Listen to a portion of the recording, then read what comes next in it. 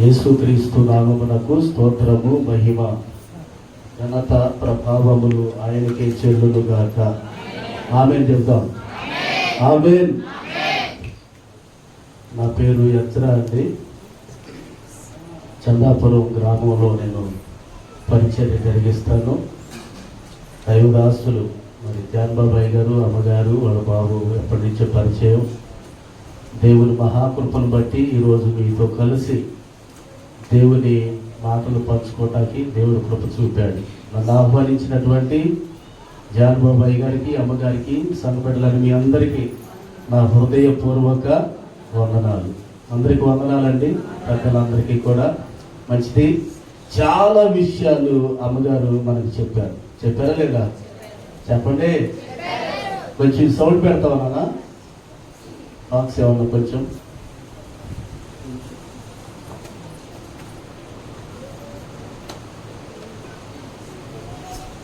చాలా చక్కని విషయాలు. చాలా చాలా. మొదటి మాట ఏ మాట? తండ్రి, వీరేమి చేస్తున్నారో వీరెరుగురు కనుక వీరిని క్షమించు. చాలా చక్కని విషయాలు చెప్పారు. తర్వాత రెండో మాట, నేను నీవు నాతో కూడా నిశ్చయముగా పరదేశంలో ఉండుమని చెప్పారు. ఇప్పుడు మూడో మాట మనం నేర్చుకున్నాం. బైబిల్ ఉన్నటువంటి వారు అందరూ కూడా తెరవాలి. యోహాను సువార్త, యోహాను సువార్త చూడండి, 19వ అధ్యాయం 26వ వచనాన్ని చదువుకున్నాం. చదువమ్మా. యేసు తన తల్లియు తాను ప్రేమించిన శిష్యుడును దగ్గర నిలిచుండుట చూచి, అమ్మా ఇదిగో నీ కుమారుడు అని తల్లితో చెప్పెను. చిన్న ప్రార్థన. ప్రేమ కలిగిన తండ్రి, దయగలిగిన మా ప్రభువా, మీ పాదములకు వందనాలు, స్తోత్రాలను సమర్పిస్తున్నాం తండ్రి. ఎంతవరకు మీ దయలో మా ప్రభువా మీ దాసులను నిలవబెట్టుకొని మొదటి మాట రెండవ మాట నాయన వివరించడానికి మీరు చూపిన కృపకై వందనాలు. నీ పాదధూళిని ప్రభువా నాతో, మా అందరితో మీరు మాట్లాడండి, సహాయం చేయండి. ఈ మూడవ మాట ద్వారా మీరు కృప చూపండి. అందరికీ వినగలిగిన చెవులను, గ్రహించే మనస్సును దయచేయమని యేసు నామములో ఈ ప్రార్థన అడుగుచున్నాను తండ్రి. ఆమేన్. గొల్గొతా కొండ మీద యేసుక్రీస్తు ప్రభువారు ఇద్దరు దొంగల మధ్యలో ఆయన వేలాడుతూ ఉన్నాడు. ఆయన వేలాడుతూ ఉన్నప్పుడు ఆయన శిలువ దగ్గరే నిలవబడి ఉన్నారు. యేసుని కన్న తల్లి మరియమ్మ, ఇంకొంతమంది స్త్రీలు, చాలా మంది ఇక్కడ నిలవబడి ఏడుస్తూ ఉన్నారు. యేసుని కన్న తల్లి మరియమ్మ తన కుమారుడు కొరకు, యేసుక్రీస్తు ప్రభువారి కొరకు ఆమె యొక్క హృదయము నలిగిపోతా ఉంది. ఆమె హృదయము బద్దలవుతా ఉంది. నిజంగా ఒక మాట చెప్పాలంటే ఎంత దుఃఖం అంటే అంత దుఃఖం. ఎందుకంటే మరియమ్మ నవమాసాలు మోసి కని పెంచింది యేసయ్యను. ఇప్పుడు ఇక్కడ కూర్చున్నటువంటి మీ అందరికీ పిల్లలు ఉన్నారా లేరా? ఉన్నారు. నిజంగా మీ పిల్లోడిని అలాగే చిత్రహింసలు చేస్తుంటే, ఎవరైనా కొడతంటే, ఎవరైనా తిడతంటే, ఎవరైనా దూషిస్తుంటే, ఎవరైనా గుద్దుతూ ఉంటుంటే, ఎవరైనా కొట్టి నిన్నెవరో కొట్టు అని చెప్తుంటే, ఎవరైనా ముఖాన్ని ముసుగు వేసి గుద్దుతూ ఉంటుంటే, అట్టు అని కాండ్రించి ఉమ్ము వేస్తుంటే, దగ్గర నిలబడి, ఇంత దగ్గరగా నిలబడి ఇలా చూస్తూ ఉంటుంటే కన్న తల్లి హృదయం ఏమవుతుంది? బ్రద్దలవుతా అవుదా? నలిగిపోద్దా? ఏమండి? నలిగిపోద్దు. చేసేది ఏమీ లేక రోమా సైనికులు చాలా క్రూరత్వమైనటువంటి కఠినమైనటువంటి శిక్ష, ఈ సిలువ శిక్ష. ఈ సిలువ శిక్ష ప్రభువారు భరిస్తూ ఉన్నాడు.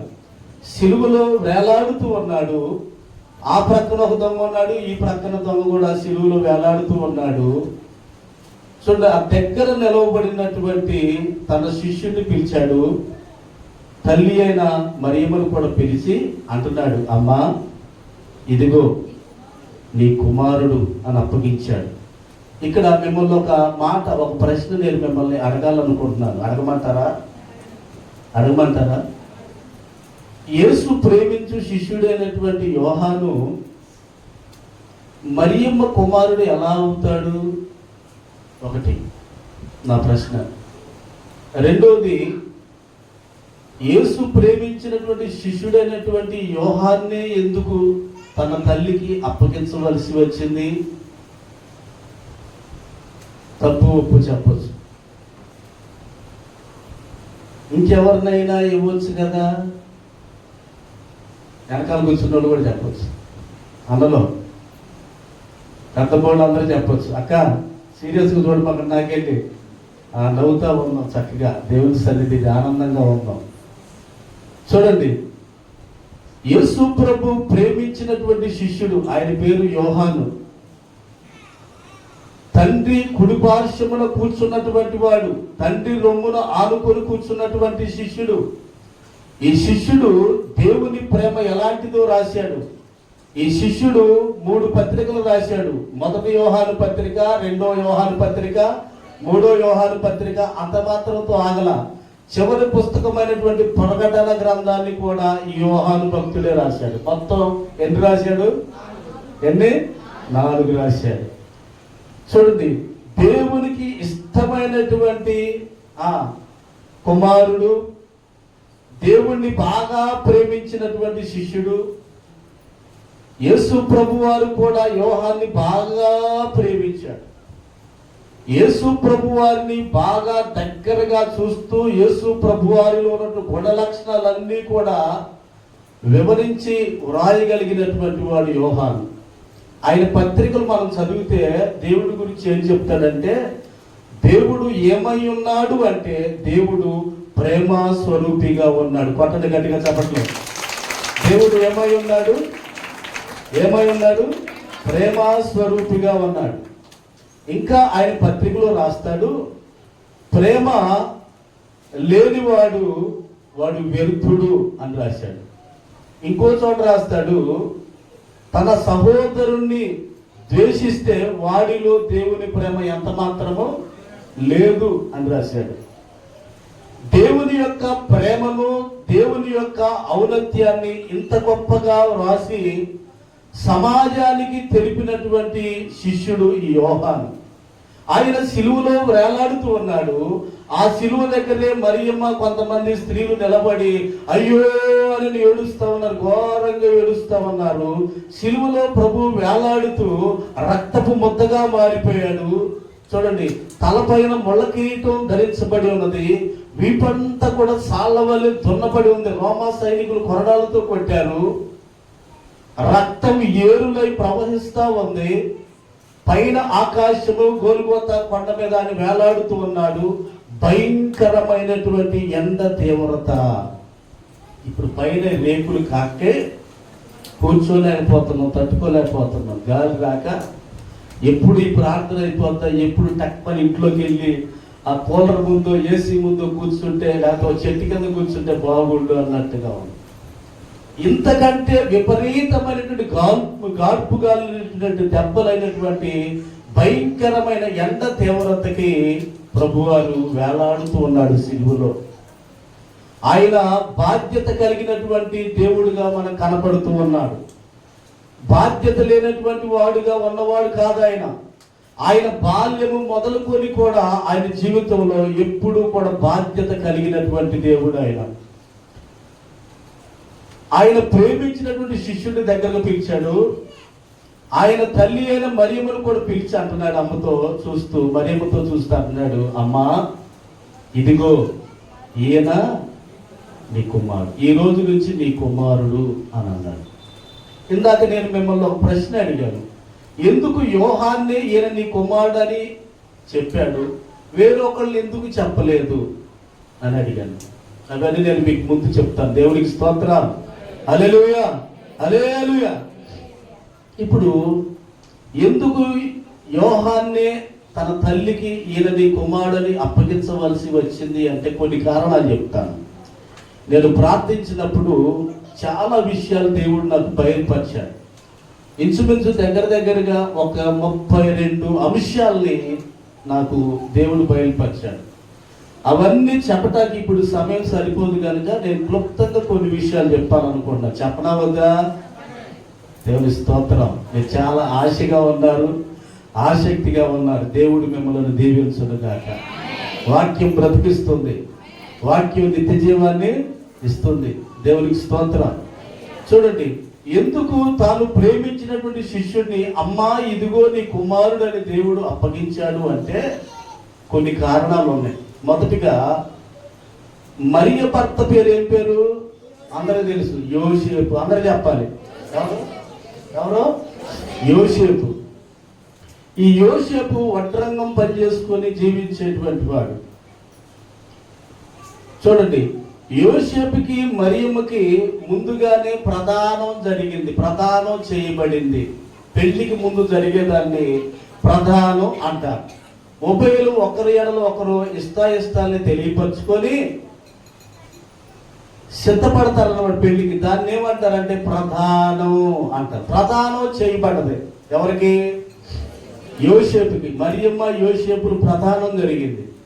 అయితే చూడండి, మరియమ్మ గారు గర్భం ధరించి ఉంది. మరియమ్మ గర్భం ధరించి ఉంది. గర్భం ధరించిన స్త్రీలు ఎలా ఉంటారో మనం అట్లా చూసి చెప్పేయచ్చు. కొంచెం ఆ స్టమక్ చూస్తే ఆటోమేటిక్గా అర్థమైపోతుంది. యోసేపు అనుకున్నాడు ఈమెను రహస్యంగా వదిలిపెడదాం అని అనుకున్నాడు. ఎందుకు అంటే మరియమ్మ పరువు తీయటం యోసేపుకి ఇష్టం లేదు. యోసేపు నీతిమంతుడు, యోసేపు దేవుని ఎడల భయభక్తి కలిగినటువంటి వాడు, యథార్థవంతుడు, ఎప్పుడు దేవునికి ప్రార్థించేవాడు, ఎప్పుడు దేవుని యందు విశ్వాసం కలిగినటువంటి వ్యక్తి యోసేపు. అలాగే మరియమ్మే తక్కువ కాదు. మరియమ్మ తన జీవితాన్ని దేవునికి సమర్పించుకున్నటువంటి బిడ్డ. తన యవ్వన జీవితాన్ని దేవునికి సమర్పించుకుంది. ఏ పురుషుణ్ణి కూడా ఎరుగునటువంటి స్త్రీ మరియమ్మ. ఇక్కడ గట్టిగా చప్పట్లు కొట్టాలి మీరు. లోకమంతా కూడా పాపములో మునిగిపోయి ఉంటే, లోకంలో ఎక్కడ చూసినా కూడా 2-3 పెళ్లిళ్ళు చేసుకుంటా ఉంటే, లోకంలో ఎక్కడ చూసినా కూడా శృతి మించిపోతా ఉంటే, లోకంలో ఎక్కడ చూసినా కూడా అక్రమ సంబంధాలతో చెలరేగిపోతున్నటువంటి ఆ దినాలలో మరియమ్మ అయితే ఏ పురుషుణ్ణి ఎరగకుండా తన భక్తిని, తన విశ్వాసాన్ని కాపాడుకుంటా వచ్చింది. అందుకే దేవుడు మరియమ్మను అన్నాడు, దయాప్రాప్తురాలైన మరియా. గబ్రియేలు దేవదూత వచ్చి చెప్పుంది, దయాప్రాప్తురాలైన మరియా నీకు శుభము కలుగునుగాక అని పలికింది దేవదూత కూడా. పవిత్రురాలైనటువంటి కన్యక, దేవుని ఎడల భయభక్తి కలిగినటువంటి స్త్రీ, దయాప్రాప్తురాలు, మంచి సుగుణాలు, మంచి ప్రార్థనా జీవితం, విశ్వాస జీవితం కలిగినటువంటి మరియమ్మ ఎన్నడూ కూడా తప్పు చేయలేదు. అది సమాజానికి తెలిసినా కూడా కొంతమంది దాన్ని ఒప్పుకోకపోవచ్చు, అంగీకరించకపోవచ్చు. యోసేపు రహస్యముగా మరియమ్మను వదిలిపెడదామని అనుకున్నాడు. ఆ రాత్రి యోసేపు అలా నిద్రిస్తూ ఉండగా యోసేపు మంచం దగ్గరికి పరలోకము నుండి గబ్రియేలు దేవదూత దిగి వచ్చి అలా నిలబడి, యోసేపు అని పిలుస్తాడు. యోసేపు, ఇదిగో నీ భార్య అయినటువంటి మరియా ఏ తప్పు చేయలేదు, ఏ పురుషుణ్ణి కూడలేదామె. ఆమె దేవుని చేత దయ పొందింది. ఆమె నీతిమంతురాలు, ఆమె యథార్థవంతురాలు. తొందరపడి నీవు ఆమెను విడిచిపెట్టొద్దు. ఆమె ఏ తప్పు చేయలేదు. దేవుడు ఆమెను ఎన్నుకున్నాడు, దేవుడు ఆమెను ఏర్పాటు చేసుకున్నాడు. కాబట్టి ఆమె గర్భములో లోక పాపములను రక్షించే ఒక రక్షకుడు పుడుతున్నాడు. ఆయనకి యేసు అని పేరు మీరు పెట్టాలి.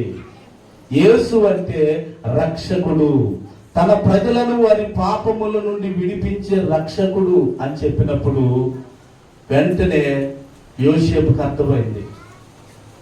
క్షమాపణ పొందాడు. యోసేపుకు అర్థమైంది, మరియమ్మను విడిచిపెట్టలేదు, మరియమ్మను దగ్గర తీసుకున్నాడు. చూడండి, యేసు ప్రభు వారికి జన్మనిచ్చింది మరియమ్మ.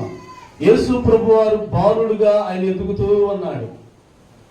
ఆయన బాలుడుగా ఎదుగుతూ ఉన్నప్పుడు చూడండి, యోసేపుకి మరియమ్మకి సంప్రదాయ ప్రకారంగా వివాహం జరిగింది. ఇక్కడే ఉన్నారా?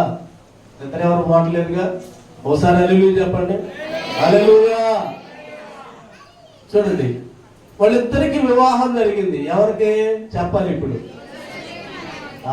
Thank you. యోసేపు మరియమ్మలకి వివాహం జరిగింది. వారిద్దరి కలయికలో వారికి పిల్లలు పుట్టారు. పుట్టారా? పుట్టలేదా? పుట్టారు. కుమారులు కలిగి ఉన్నారు. అయితే చూడండి, ఇక్కడ యేసు ప్రభు వారు శిలువ మీద ఉన్న ప్రభు అంటున్నాడు, తాను ప్రేమించు శిష్యుడైన యోహాన్ని దగ్గర పిలిచి, తల్లి అయినటువంటి మరియమ్మను కూడా దగ్గర పిలిచి అంటున్నాడు, అమ్మా ఇదిగో నీ కుమారుడు అంటున్నాడు. ఎందుకు యేసు ప్రేమించిన శిష్యుడైనటువంటి యోహాన్ని మరియమ్మకి కుమారుడుగా అప్పగిస్తా ఉన్నాడు అని అంటే, ఇక్కడ మనం గమనించవలసిన విషయాలు చాలా ఉన్నాయి. ఏంటంటే, ఈ లోకము అంతా కూడా మాయా. ఏంటిది చెప్పాలి? మాయా లోకం. ఈ లోకం ఎలాంటిది? మాయలోకం. ఇప్పుడు తన భర్త పెళ్లి చేసుకోక ముందు యోసేపు మరియమ్మని ఏం చేశాడు? అవమానంగా చూశాడా లేదా? అక్కో చెప్పాలి, ఎదురు కూర్చున్నాడు. చూశాడా లేదా? చూశాడు. మరి భర్త అనుమానంగా ఇడిచిపెడతాం రహస్యంగా చూశాడు. లోకమంతా మాయ, ప్రజల్లో ఉంది మాయ. ఇంకంత మాత్రమే కాదు, మూడవదిగా చూడండి, వాళ్ళిద్దరు వివాహం అయిన తర్వాత యేసు ప్రభు జన్మం చూడండి, ఏ పురుషుణ్ణి కోడక ముందే మరియమ్మ గర్భాన్ని దేవుడు తెరిచాడు. పరిశుద్ధాత్మ శక్తి ద్వారా ఆమె గర్భవతి అయింది. యేసు ప్రభు ఎవరి కలయిక లేకుండా ఆయన కన్యమరక గర్భాన్ని పుట్టాడు. ఆయన పుట్టిన తర్వాత మరియా యోసేపుల వివాహం జరిగింది. వారిద్దరి కలయికలో వారికి పిల్లలు పుట్టారు, వాళ్ళకి పేర్లు పెట్టారు. మరి మరియమ్మకి యోసేపు పుట్టిన పిల్లలు చూడండి, యోహాను, యాకోబు, ఇలా యేసు ప్రభు సహోదరులు అవుతారు. అర్థమవుతుందా? యేసు ప్రభు ఏమో అన్నయ్య అయితే మరియమ్మ పుట్టిన వాళ్ళు ఏమవుతారు? తమ్ముళ్ళు అవుతారు. అవుతారా? అవరా? చెప్పాలి. అవుతారు, తమ్ముళ్ళు అవుతారు. మరి సొంతంగా మరియమ్మ యోసేపులు పుట్టిన ఈ కుమారులుంటే వీళ్ళల్లో ఎవరో ఒకళ్ళు ముందుకు పిలిచి, అమ్మా నేను వెళ్ళిపోతానమ్మా, నా పని అయిపోయిందిగా, ఇదిగో ఈయనే నీ కుమారుడు అని చెప్పి అప్పచెప్పొచ్చు కదా. ఎందుకని అప్పగించలా అంటే చూడండి, ఒక వాక్యాన్ని చదవండి. యోహాను సువార్త 7వ అధ్యాయం 3వ వచనం. యోహాను సువార్త 7:3. ఆయన సహోదరులు ఆయనను చూచి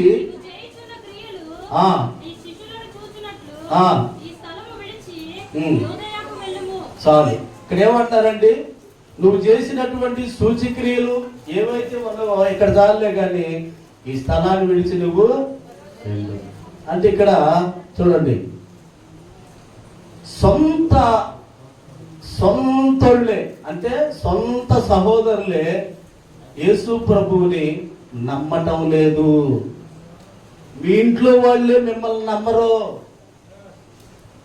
చూడండి, నీ భర్త నిన్ను నమ్మకపోవచ్చు, నీ పిల్లలు నిన్ను నమ్మకపోవచ్చు, నీ భార్య నిన్ను నమ్మకపోవచ్చు, నీ పిల్లలు తల్లిదండ్రులు నమ్మకపోవచ్చు. ఎందుకంటే నమ్మకోలేని రోజులు ఇవి. ప్రేమలు ఉన్నాయా?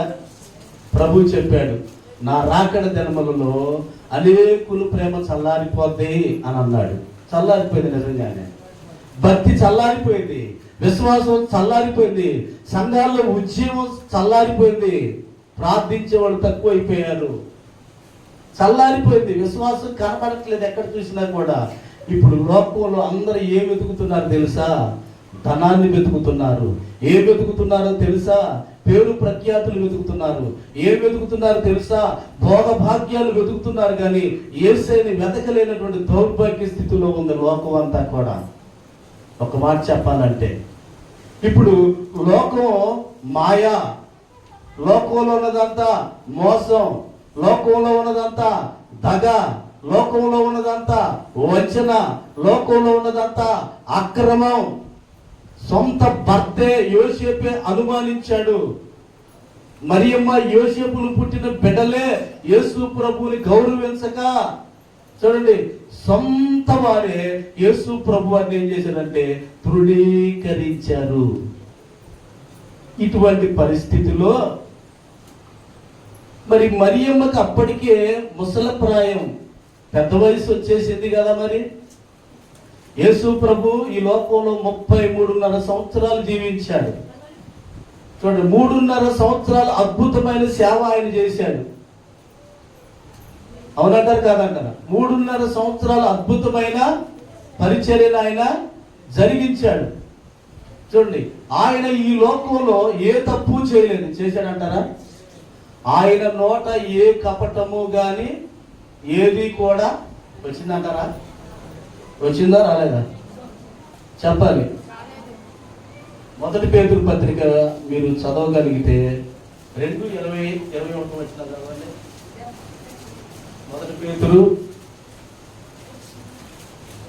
1 పేతురు 2వ అధ్యాయం 20-21 వచనాలు. 2 తప్పిదమునకై దెబ్బలు తిన్నప్పుడు మీరు సహించిన ఎడల, మేలు చేసి బాధపడినప్పుడు మీరు సహించిన ఎడల అది దేవునికి హితమగును. ఎందుకు మీరు పిలువబడితే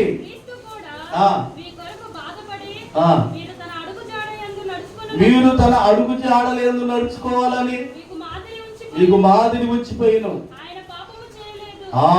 ఇక్కడ జాగ్రత్త చూడండి, ఆయన పాపము చేయలేదు, ఆయన నోటను ఏ కపటము కనబడలేదు, ఆయన దూషింపబడి బదులు దూషించలేదు, ఆయన శ్రమ పెట్టబడి బెదిరింపక న్యాయముగా తీర్పు తీర్చు దేవునికి తన్ను తాను అప్పగించుకోండి. ఇప్పుడు కొట్టని గట్టిగా చెప్పట్లేదు, కొట్టాలి. యేసయ్యలో ఏమన్నా పాపం ఉందా? ఏమన్నా దుర్భాషలాడా? ఏం చేయాల? మరి అటువంటి యేసయ్యని నిలువ పెట్టి, చూడండి, యేసుని సిలువకు అప్పగించాలి అని కేకలు వేశారు పిలాతు ముందు. పిలాతు అన్నాడు, ఈ పస్కా పండుగ రోజు దినమున చూడండి, యేసులో ఏ తప్పు కనబడట్లేదు కనుక, ఇతడిలో ఏ నేరం నాకు కనబడట్లేదు కనుక ఈ యేసును విడుదల చేస్తానంటే వాళ్ళు అంటారు, వద్దొద్దు, ఆ యేసుకు బదులు బందిపొడు దొంగ బరబ్బను మాకు విడుదల చేయండి, యేసును సిలువేయండి అని కేకలు వేస్తే వాళ్ళ కేకలే గెలిచాయని వాక్యంలో రాయబడి ఉన్నది. యేసయ్యకి తెలుసు ఈ లోకములో, చూడండి, ఏముంది? అక్రమం ఉంది, ఈ లోకములో పాపం ఉంది, ఈ లోకములో దుర్నీతి ఉంది. అందుకని ఈ లోకాన్ని నమ్మకూడదు, నమ్మవద్దు, నమ్మవద్దు, ఈ మాయాలోకం నమ్మవద్దు, నమ్మవద్దు, నమ్మవద్దు, ఈ మాయాలోకం నమ్మవద్దు, ఇది ఆశ చూపి మోసగించుదు, ఈ మాయాలోకం నమ్మవద్దు. హల్లెలూయా. ఇది ఆశ చూపి, అవా నీకేం పర్లేదులే, ఆస్తి మొత్తం నాకు రా, నేను చూస్తాలే అన్న కొడుకులు ఉన్నాడు. ఏమండి ఇక్కడే ఉన్నారా? అవా ఏదిరా నిన్నేరావా, నిన్ను చూసి సచ్చిందా, నేను చూస్తాలే కనావా, ఆస్తి చూసే ఆస్తి నాకు రాసేవా, రాసేకూడదు. అయ్యో కొడుక, నీకు రాయికి ఎవరు రాస్తాను రా, మరి నీ భార్యతో చూసిద్దాను, అజ్జోడికి ఏం చేసిద్దిరావా, చూసిద్దిరా, ఏ పర్లేదు నేను చూద్దాలే. మొత్తానికి అమ్మకు చదువు లేకపోయినా వేలు ముద్ర పెట్టించేసాడు. సరే, ఆస్తి మొత్తం రాసుకున్న తర్వాత ఒక స్టోర్ రూమ్ గదిలో అమ్మను పెట్టేసి తాళం వేసి కొడుకులు లేకపోలేదు. దేవునికి స్తోత్రం. ఎట్ట నమ్మాలి? యేసయ్యను 9 మాసాలు మోసి కనిపించిందే. ఆయన గర్భం ధరించినప్పుడే లోకం అంతా మరియమ్మను ఏమన్నారు తెలుసా? కాకులు వలె పొడిచారంట. పెళ్లి కాకుండా ఇదే పాడు పని, పెళ్లి కాకుండా ఇదేందమ్మా, మరి పక్కన ముసుగేసుకుని ప్రార్థన చేస్తుంది, ఎప్పుడు చూసినా బైబిల్ పట్టుకుంటుంది, లేకపోతే ఎప్పుడు చూసిన నోట్లో వాక్యాలు, ఇదేందమ్మా ఎట్టా అని లోకమంతా కూడా కోడై కూసినట్టు కూశారు మరియమ్మని. అది ఎరిగిన ప్రభు మా అమ్మని, మరియమ్మ గారిని, నా తర్వాత పుట్టిన సహోదరులకు అప్పచెప్పిన ఏమో చూస్తారో లేదో అర్థమవుతుందా? ఇంకెవరికైనా అప్పచెబితే చూస్తారో లేదో అని యేసయ్యని ప్రేమించే శిష్యుడు యోహాను గారు ఉన్నాడు కదా, యేసయ్యని ఎంత ప్రేమిస్తాడంటే తండ్రి రొమ్మున ఆనుకొని కూర్చున్నాడంట. ఎంత ప్రేమిస్తే తండ్రి రొమ్మున ఆనుకొని కూర్చున్నాడండి యోహాను గారు. ఆయన చూడగానే చచ్చినోళ్ళకి పడిపోయాడు. ప్రకటన గ్రంథంలో యోహాను, దేవుడు ప్రేమ ఉన్నాడు, ప్రేమను గూర్చి అద్భుతంగా విశ్లేషించి రాసినటువంటి ఈ రచయిత దేవుడు బాగా ప్రేమించాడు ఈ శిష్యుడిని. ఆ సిలువలో వేలాడుతున్న ప్రభు ఆ మరియమ్మను దగ్గర పిలిచి, ఆ శిష్యుని కూడా పిలిచి అక్కడే నిలబడి ఉన్నాడు. అంటాడు, అమ్మా, తల్లి ఏడుస్తా ఉంది, హృదయం నలపబడుతుంది, పిండపడుతుంది, హృదయం బద్దలవుతుంది, అసలుకి చెప్పలేని దుఃఖం వస్తుంది, కన్నీరు మున్నీరు ఏడుస్తుంది మరియమ్మ. అక్కడ ఉన్న ఆ స్త్రీలు మొత్తం ఏడుస్తూ ఉన్నారు. అప్పుడు వేసి అన్నాడు, అమ్మా, ఇదిగో ఇతనే నీ కుమారుడు, ఇతనే కుమారుడు. ఇగో యోహాను, ఈ రోజు నుంచి ఈమె నీ తల్లి అని యేసు ప్రభు వారు ఆయన బాధ్యతను, తల్లి బాధ్యతను ఆ శిష్యుడి చేతికి అప్పగించాడు. ఈనాడు చాలా మంది యవనస్తులు బాధ్యత లేకుండా తిరుగుతున్నారు. తల్లిదండ్రులకి అవమానాలు తీసుకొస్తామన్నారు. ఏమండి, ఒక సబ్జెక్ట్ పోతే ఏమైందండి, అంత మాత్రాన చచ్చిపోవాలా? అది ఇంజనీరింగ్ స్టూడెంట్స్ అండి, యవనస్తులు, వాళ్ళ చదువు, వాళ్ళ జ్ఞానాన్ని నేర్పలేకపోతుంది. చూడండి, అపార్ట్ పై నుంచి దూకుతాడు, కాలేజీ పై నుంచి దూకేవాళ్ళు, కాలువల్లో దూకేవాళ్ళు, వంతెన పై నుంచి ఎగిరి దూకేవాళ్ళు, ఉరి పెట్టుకుని తెచ్చేవాళ్ళు ఎంతమంది యవనస్తున్నారు. క్షణికమైన ఆవేశానికి వెళ్ళిపోతున్నటువంటి రోజులు ఇవి. అలా చేసుకోమాకండి. మీరు పాస్ అయినా పాస్ అవ్వకపోయినా మీ పట్ల దేవునికి ఒక ఉద్దేశం, ఒక ప్రణాళిక ఉంది. ప్రభువా, నీవుంటే చాలు ప్రభువా అని ప్రార్థన చేసుకుంటే చాలు. అందుకే ఆయన ఆ తల్లిని చూసే బాధ్యత యోహానుకి, ఆయన ప్రేమించిన శిష్యుడికి అప్పగించాడు. యోహాను కూడా ఆ తండ్రి మాటకు శిరస వహించాడు, లోబడ్డాడు, విధేయత కలిగి ఉన్నాడు. దేవుడు చెప్పిన మాటకి ఎదురు చెప్పాడా? ఎదురు చెప్పలేదు. ఎదురు చెప్పక ఆ తల్లిని స్వీకరించాడు. సిలువలో ప్రభు పలికిన మాట, అమ్మా, ఇదిగో. బైబిల్లో చాలా చోట్ల చాలా మంది, కొంతమంది స్త్రీలని ప్రభు ఇలాగే సంబోధించాడు. ఏమన్నాడు తెలుసా? అమ్మా, అమ్మా. రాళ్లతో పట్టబడిన స్త్రీలు కూడా ఏమన్నాడు? అమ్మా. వాళ్ళు ఎవరైనా నిన్ను శిక్షించారంటే, లేదు ప్రభు అంటే, నేను కూడా నిన్ను శిక్షించను, ఇక నువ్వు సమాధానము గలదానవై ఉమ్ము అని అన్నాడు. చూడండి, కాబట్టి తల్లులు ఏం చేయాలి అంటే, తల్లులు ఏం చేయాలి? మీ పిల్లల కొరకు ప్రార్థన చేయాలి. సిలువలో ప్రభు మొదటి మాట పలకక ముందే ఒక మాట అన్నాడు, మీకు గుర్తుందో లేదో? అమ్మా, నా కోసం మీరు మీకోసం, మీ పిల్లల కోసం దీంట్లో 2 అర్థాలు ఉంటాయి. ఒకటి, మీ కడుపును పుట్టిన పిల్లలు ఒకటి, రెండు, మీరు పెంచుకుంటున్నారే ఏంటి పాపాలు, వాటి గురించి ఆడవాలి. ఓ భక్తుడు పాత పాట ఇది రాసి పాడతాడు. ఎన్నో పాపములు చేసి మూటగడి తిని, ఎన్నో దోషములు చేసి దోషినై తిని, ఎన్నో పాపములు చేసి మూటగడి తిని, ఎన్నో దోషములు చేసి దోషినై తిని, పదము పెంచెను బ్రతికించెను నన్ను, బంధము పెంచెను బ్రతికించెను నన్ను. ఎంత మధురమో యేసుని ప్రేమ, ఎంత మధురమో నా యేసుని ప్రేమ. ప్రేమ ప్రేమ ప్రేమ ప్రేమ. చివరికి ఒక మాట చెప్తాను నేను. ఇక్కడ రక్షణ పొందిన వాళ్ళు ఎంతమంది చెయ్యొద్దండి? మీకు మీరే కొట్టుకోండి చప్పట్లు కొట్టుకోండి.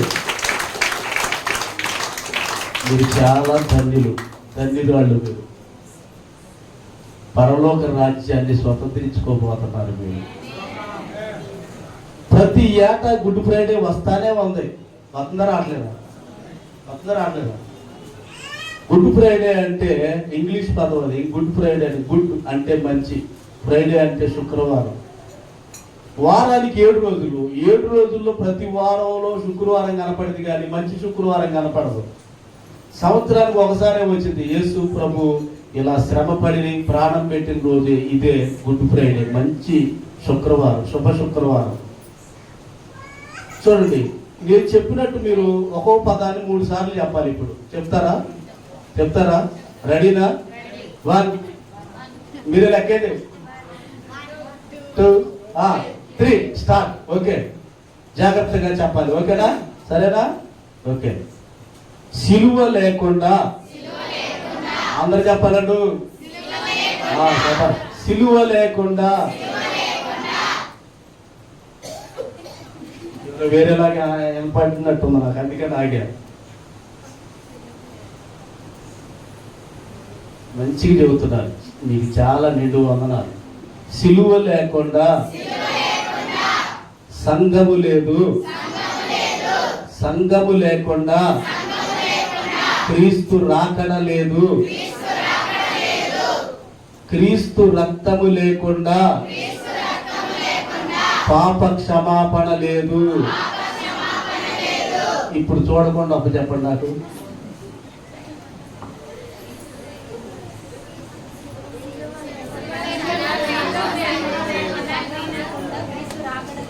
దేవుడు మిమ్మల్ని దీవించడు కదా. మా తల్లులు ఎంత బాగా చెప్తున్నారమ్మా. నిజంగా మీ దగ్గరకు రావటం కూడా దేవుడు నాకు గొప్ప ధన్యత ఆధిక్యతిచ్చాడు.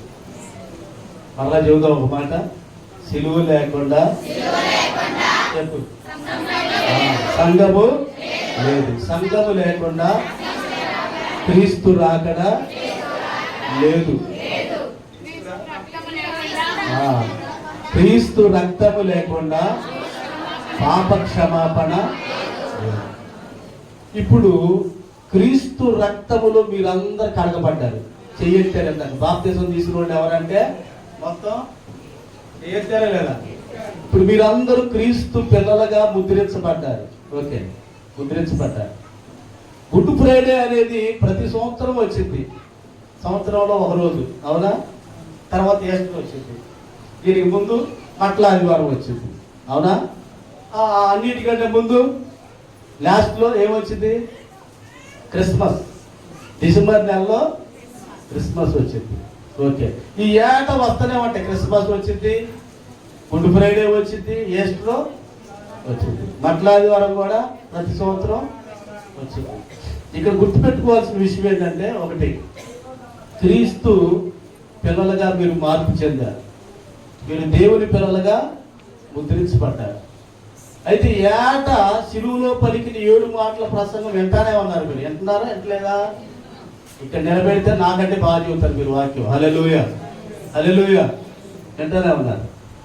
ఇక్కడ ఒక విషయాన్ని మీరు గుర్తించాలి, గమనించాలి. గలతీ పత్రిక ఒకసారి తీయండమ్మా, బంగారు తల్లులు. 6వ అధ్యాయం,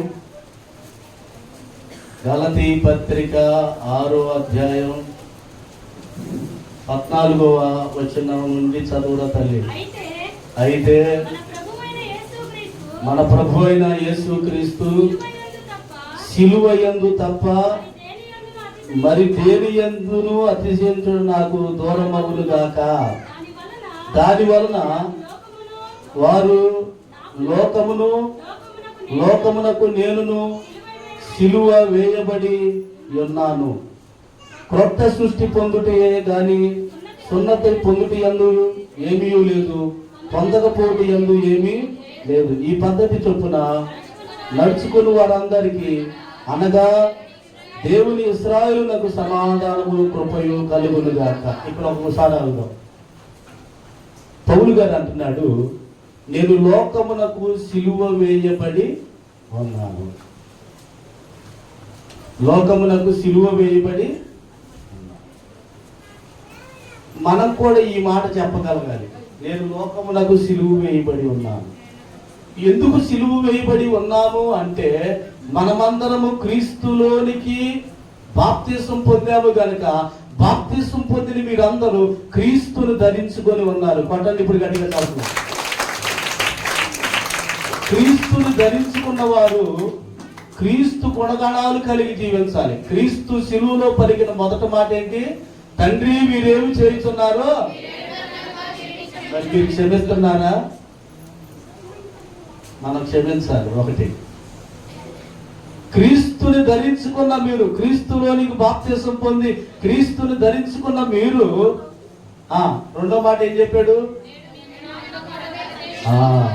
మనం పరలోకానికి వెళ్ళాలి అంటే ఆషామాషి విషయం కాదు. ఆ సంగతి మనం ఎప్పుడు గుర్తుపెట్టుకోవాలి.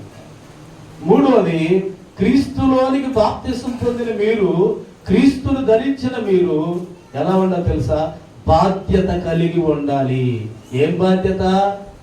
దైవజనుడి పట్ల, దైవజనుల పట్ల ఒక బాధ్యత కలిగి ఉండాలి. యేసు ప్రభువుని మీరు ఎంతగా ప్రేమిస్తున్నారో సంఘాన్ని నడిపించే కాపరి పాస్టర్ గారు, పాస్టర్మ గారిని మీరు అంతగా ప్రేమించేటట్లుగా ఉండాలి. ఉండాలా వద్దా? ఉండాలి. మూడవది చూడండి, సంఘం పట్ల మీరు బాధ్యత కలిగి ఉండాలి. కొంతమంది సంఘం పట్ల బాధ్యత ఉండదు, అలా ఉండకూడదు. యేసు ప్రభు వారు చూడండి, సిలువలో వేలాడుతూ కూడా వాళ్ళ అమ్మగారిని జ్ఞాపకం చేసుకుండా వదిలిపెట్టాడా? ఎరా బంగారు తల్లి చెప్పాలి, ఎదురున్నాడు జ్ఞాపకం చేసుకున్నాడుగా, వదిలిపెట్టాడు వాళ్ళ అమ్మనే. అలా సిలువలో వేలాడుతున్న, రక్తము ఏరులై ప్రవహిస్తూ ఉన్న, పగ పగ పగ పగ మండు సూర్యుడు ఎంత తీవ్రత ఉన్నా, ఆయన శరీరం అంతా కూడా సాళ్ళ వల్లే దున్నబడి ఉన్న ఆ సిలువకు ఆయన దేహము ఇట్ట అతుక్కుపోయింది. ఇటువంటి సిచ్యువేషన్లో కూడా, ఇటువంటి పరిస్థితుల్లో కూడా తన తల్లి పట్ల ఆయన ఏం కలిగి ఉన్నాడు? బాధ్యత. మనం కూడా సంఘం పట్ల, దైవజనుడి పట్ల, దైవజనురాల పట్ల, మరి సంఘంలో ఉన్నటువంటి వ్యక్తులు అందరి పట్ల ఏం కలిగి ఉండాలి? మనం బాధ్యత కలిగి ఉండాలి. ఆయన బాధ్యతను గుర్తు చేశాడు. సిలువలో పలికిన, యేసయ్య పలికిన మూడవ మాట, అమ్మా ఇదిగో. ఎవరికన్నా అప్పచెబితే నిన్ను సరిగ్గా చూస్తానో లేదో అనమ్మా, నన్ను ప్రేమించిన శిష్యుడు, నా గుణగణాలు కలిగిన నా శిష్యుడు, ఇదిగో ఈ శిష్యుడు, ఈ రోజు నుంచి ఈ శిష్యుడే నీ కుమారుడు అని చెప్పినప్పుడు యోహాను ఆ తల్లిని దగ్గర చేర్చుకున్నాడు. దేవుడి మత్తయి సువార్త 27వ అధ్యాయం. అందరూ తెరవాలి బైబిల్. బైబిల్ తెచ్చారా? తేలేదా? తెచ్చిన వాళ్ళు అందరూ ఎక్కడ చూపించండి. తెచ్చి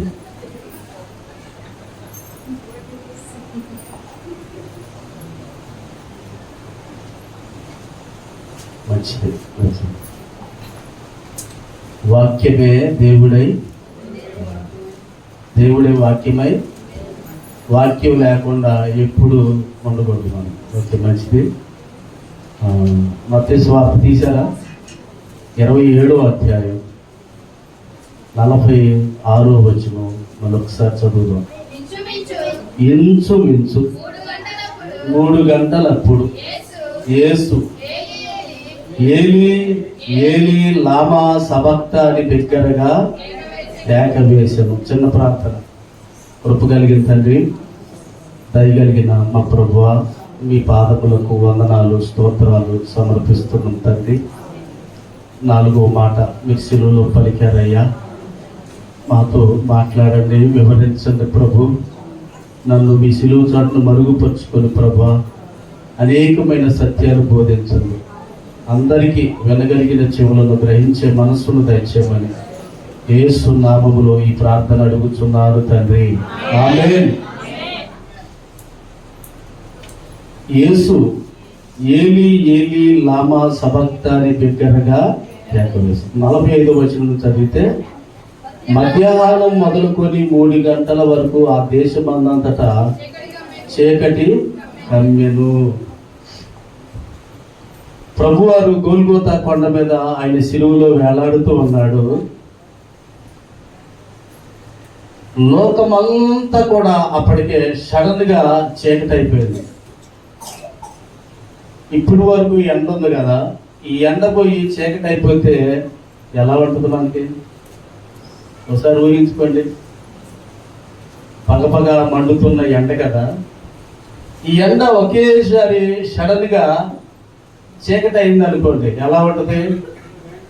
గుండెల్లో ఒక రకమైన భయం, అవునా? భయం. ఇంచుమించు మధ్యాహ్నం 3 గంటల సమయంలో రమారమి అని రాశాడు. రమారమి అంటే అటు కరెక్ట్ టైం అని కాదు, కానీ కొంచెం అటుగా ఇటు. యేసు ఏలీ ఏలీ లామా సబక్తా అని బిగ్గరగా కేక వేసి. ఆ మాటకి అర్థం ఏంటంటే, నా దేవా నా దేవా నన్నెందుకు చెయ్యి విడిచితివి. నిజంగా యేసు ప్రభు వారిలో మనం చూడవలసింది ఏంటంటే, దేవుడే మానవ స్వరూపం ధరించి ఉన్నాడు. దేవుడే మానవ స్వరూపం ధరించి ఉన్నాడు. ఆయన శిలువలో వేలాడుతూ పలికిన ఈ 4వ మాట, నా దేవా నా దేవా నన్నేలా చెయ్యి విడిచి. ఈ మాటకి చాలా అర్థాలు ఉన్నాయి. తండ్రి అయిన దేవుడు తన కుమారుడైన క్రీస్తుని ఈ లోకానికి పంపినప్పుడు ఆయన రావటం జరిగింది. శిలువలో వేలాడుతూ ఉన్నాడు. వేలాడుతూ అన్న మాట ఇది, నా దేవా నన్ను ఎలా చెయ్యి విడిచితివి అంటే, కొంతమంది అనుకుంటారు ఇతడు ఏలియా అని పిలుస్తున్నాడేమో, లేకపోతే ఇంకేమన్నా ప్రవక్తలో ఎవరైనా ఒకవేళ పిలుస్తున్నాడేమో అని అనుకున్నారు. ఆయన నిజముగా ఎవరిని పిలుస్తున్నాడు అంటే తండ్రినే పిలుస్తున్నాడు. నా దేవా అంటున్నాడు. తండ్రిని ఏమంటున్నాడు ఆయన? నా దేవా. తండ్రిని నీవు నా దేవుడువు అంటున్నాడు. నాథ, తండ్రి, నాదా, నా దేవా నన్నేలా. ఈ మాట ఎందుకు యేసు ప్రభు వారు అంటున్నాడంటే, చూడండి, ఇదే మాట కీర్తనలో మనకు కనపడుతుంది. 22వ కీర్తన.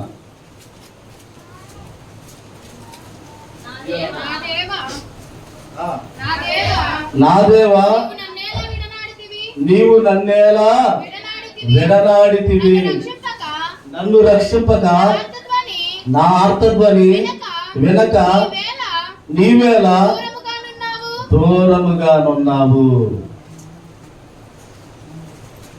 ఈ కీర్తన దావీదు మహారాజు యేసు ప్రభువుని గురించి రాశాడు. ఈ 22వ కీర్తన అంతా కూడా యేసు ప్రభు వారి యొక్క శిలువ శ్రమల గురించే ఉంటది. అక్కడ అంతా కూడా నా దేవా నా దేవా నన్నేలా చెయ్యి విడనాడావు, నా ఆర్తధ్వని నువ్వు ఎందుకు వినట్లేదు. రోమా సైనికులు చూడండి, యూదులు, మొదటిగా యూదులు యేసు ప్రభు చుట్టుముట్టారు. రెండోది శాస్త్రులు, వాళ్ళు ఏం చేశారు, వాళ్ళు కూడా చుట్టుముట్టారు. తర్వాత పరిసయ్యులు కూడా చుట్టుముట్టారు. అందరూ యేసు ప్రభు వారిని చుట్టుముట్టారు, గుమ్ముగూడారు. ఒక మాటలో చెప్పాలంటే గుమ్ముగూడారు, అంతా చుట్టుముట్టారు యేసు ప్రభు వారిని. చుట్టుముట్టి వాళ్ళు ఏం చేశారు తెలుసా? ఏం చేశారు? కుక్కలు అని రాశాడు. ఆ కీర్తనలు మీరు సరిగ్గా చదివితే చక్కని అర్థాలు కనపడతాయి. వృషభములు అని రాస్తారు. ఇవన్నీ చెప్పడానికి సమయం కాదు కనుక నేను అవుట్లైన్గా చెప్తాను. కుక్కలు అంటే ఎవరో తెలుసా? రోమా సైనికులు ఆయన కాళ్ళల్లో చేతుల్లో శీలలు మేకులు కొట్టారు. వృషభములు అంటే వృషభం అంటే ఎద్దు. యూదులందరూ కూడా ఎద్దులాగా, శాస్త్రులందరూ, ప్రధాన యాజకులందరూ కూడా ఎద్దుల్లాగా యేసు ప్రభువుని చుట్టుముట్టారు. సింహం వలె పిలాతు తీర్పు తీర్చాడు. సింహం వలె పిలాతు తీర్పు తీర్చాడు. కుక్కల వలె రోమా సైనికులు శీలలు నాటారు. ఎద్దు వలె ప్రధాన యాజకులు, యూదులు, శాస్త్రులు, పరిసయ్యులు అందరూ కూడా ఆయన చుట్టుముట్టారు, గుమ్మిగూడారు. సింహం వలె పిలాతు తీర్పు తీర్చాడు.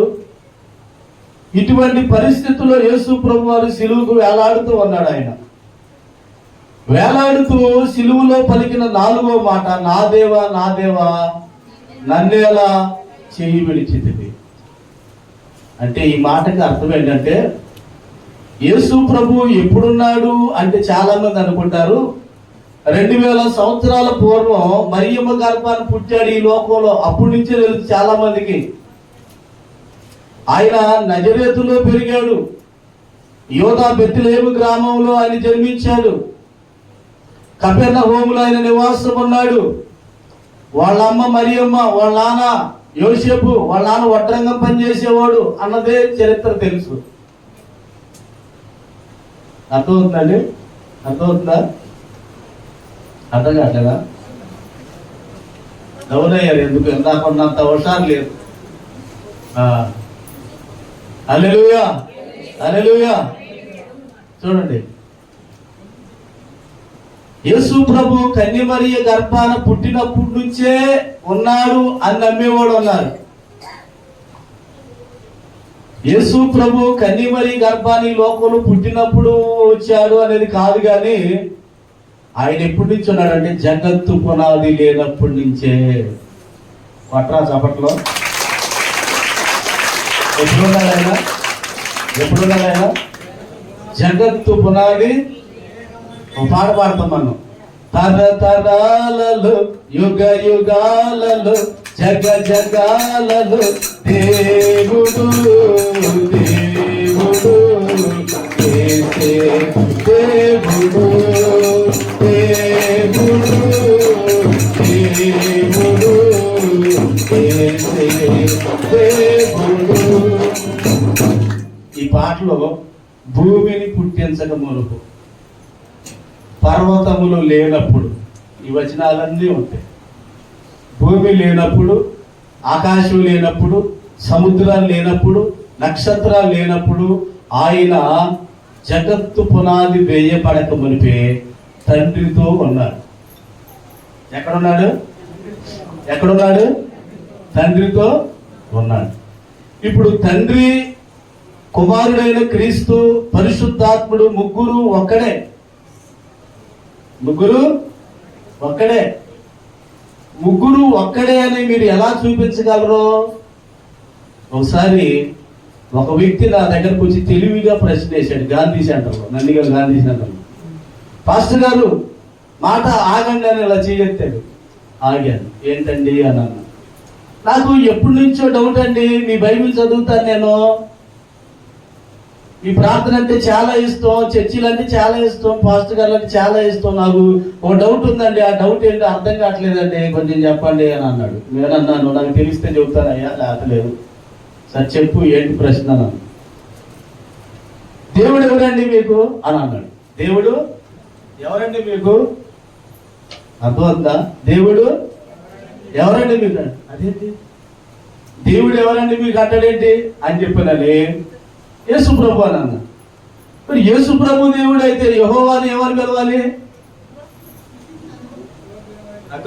ఇక్కడ ఎవరు పిలవాలి అంటే, అతగారి డౌట్ ఏంటంటే, యేసు ప్రభు దేవుడు అయితే మరి యెహోవా ఎవరాయా?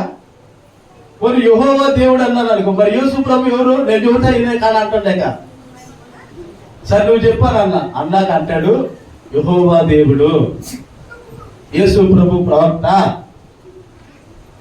పరిశుద్ధాత్ముడు మనకు కనపడలేదు, ఎట్లా చెప్పట్లేదు మీరు అని అంటాడు.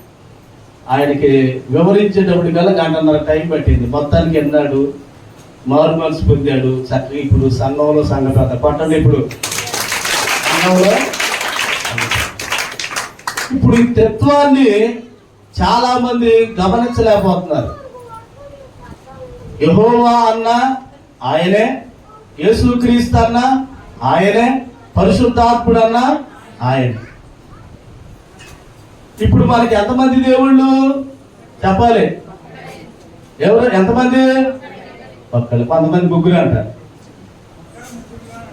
ముగ్గురు అని చెబుతారు, తండ్రి, కుమార, పరిశుద్ధాత్మ. కానీ మనం ఇతరులకు చెప్పేటప్పుడు ఎట్లా చెప్పాలంటే, ఒక్కడే దేవుడు. ఆ ఒక్కడే దేవుడు ఎలా ఉన్నాడు అంటే వాళ్ళకి అర్థం కాకపోతే ఎట్లా చెప్పవచ్చు తెలుసా? కోడిగుడ్డు ఎప్పుడైనా తిన్నారా మీరు? కోడిగుడ్లు తిన్నారా? లేకపోతే కొట్లో ఒక కోడిగుడ్డు తెచ్చుకోండి, ఆడ పెట్టండి, ఎదురుగుడ్డు పెట్టి చెప్పండి, వాళ్ళకి ఎక్స్ప్లెయిన్ చేయండి. ఒకటి, కోడిగుడ్డు పైన తెలుపు యెహోవా అయితే, ఆ పెగ్గు తీసేస్తే వైట్ ఉంటది కదా, అది యేసుక్రీస్తు. ఆ వైట్ లోపల జనం ఉంటది, అది పరిశుద్ధాత్మ. ముగ్గురు దేంట్లో ఉన్నాయి? మూడు ఎందుట్లో ఉన్నాయి? ఇప్పుడు యేసు ప్రభు కన్యమరి గర్భాన పుట్టినప్పుడు ఈ లోకానికి రావటం కాదు. ఆయన జగత్తు పునాది లేనప్పుడే తండ్రి దగ్గర ఉన్నాడు. తండ్రి పరిశుద్ధుడే, కుమారుడు పరిశుద్ధుడే, పరిశుద్ధాత్ముడు పరిశుద్ధుడే. తండ్రి సహవాసం కలిగి వారు ఏది చేసినా కూడా ముగ్గురు కలిసి చేశారు పని.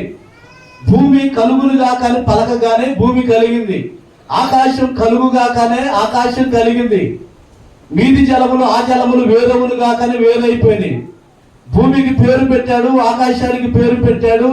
సూర్య చంద్ర నక్షత్రాలు సమస్తాన్ని దేవుడు తన నోటి మాట చేత కలుగు చేశాడు. ఒక మాట చెప్తే కలిగింది ఈ సృష్టి అంతా. తర్వాత దేవుని పోలికలో మానవుణ్ణి ఏం చేశాడు? తన స్వహస్తాలతో మట్టిని తీసి, భూమికి ఉన్న మట్టిని తీసి బొమ్మగా తయారు చేసి మానవుణ్ణి నిర్మించాడు. అర్థమవుతుందా? ఇప్పుడు యేసు ప్రభు వారు జగత్తు పునాది వేయబడక మునిపే తండ్రితో కలిసి ఉన్నాడు, తండ్రితో సహవాసం కలిగి ఉన్నాడు, తండ్రితో ప్రేమ బాంధవ్యం కలిగి ఉన్నాడు. తండ్రి కుమారుడు ఒక్కటై ఉన్నాడు. తండ్రి పరిశుద్ధుడైతే కుమారుడైన క్రీస్తు కూడా పరిశుద్ధుడే. వారు ఈ సృష్టిని కలుగు చేసినటువంటి దేవుడు సర్వ మానవాళి పాప విమోచన నిమిత్తం యేసు ప్రభు వారి ఈ లోకానికి వచ్చి కల్వరి సిలువలో వేలాడుతూ ఆయన పలికిన 4వ మాట ఏంటి తెలుసా? నా దేవా నన్నేలా చేయబడి. ఇప్పుడు నీతో చేసే ఆ సహవాసం, నీతో కలిసి ఉండే ఆ బాంధవ్యం, నీతో గడిపే ఆ సమయం, నీకు నాకు ఇప్పుడు ఎడబాటు వచ్చింది. నన్ను వదిలిపెట్టేశావు, నా చెయ్యిని ఎందుకు విడిచిపెట్టేశావు అని బిగ్గరగా కేక వేశాడు. నా దేవా నన్నేలా నీవు చెయ్యి విడిచితివి అని అన్నాడు. చెయ్యి విడిచితివి. ఎందుకు విడిచిపెట్టాడు తండ్రి? చెప్పాలి. తప్పు ఒప్ప చెప్పాలి. చెప్పాలరా, చెప్పచ్చు మీరేనా. ఎందుకు తండ్రి చెయ్యి విడిచిపెట్టాడు? ఇప్పుడు ఎడబాటు, తండ్రికి కుమారుడైన క్రీస్తుకు ఎడబాటు వచ్చింది. నీకు అర్థం చెబుతా. పాపం చేయటం వలన మనకి దేవునికి ఎడబాటు కలిగింది, అవునా? మన పాపము వలన తండ్రి అయిన దేవునికి మనకు ఎలాగా ఎడబాటు వచ్చిందో, ఇప్పుడు తండ్రి అయిన దేవునికి కుమారుడైన క్రీస్తుగా ఉన్న క్రీస్తుకి ఎడబాటు వచ్చింది. ఈ ఎడబాటు ఎలాంటిదనంటే చాలా గడ్డు స్థితి, చాలా భయంకరమైనటువంటి స్థితి ఈ ఎడబాటు. ఎందుకు ఇంత ఎడబాటు కలిగింది అని అంటే, మనం చేసిన పాపాలు ఆయన మీద మోసుకున్నాడు. మనం చేసిన పాపములు, మనం చేసిన దోషములు, మనం చేసిన అతిక్రమాలు, మనం కలిగి ఉన్న అవిధేయత స్థితి వగైరా ఇవన్నీ కూడా ఆయన మీద మోసుకున్నాడు. అందుకే శిలువ మ్రానులు ఆయన భుజం మీద మోస్తా వచ్చాడు. యెరూషలేము వీధుల్లో రోమా సైనికులు కొరడాలతో కొట్టుకుంటూ వచ్చారు. కొంతమంది అనుకుంటారు, నేను పాపం చేయలేదు కదా అనుకుంటారు.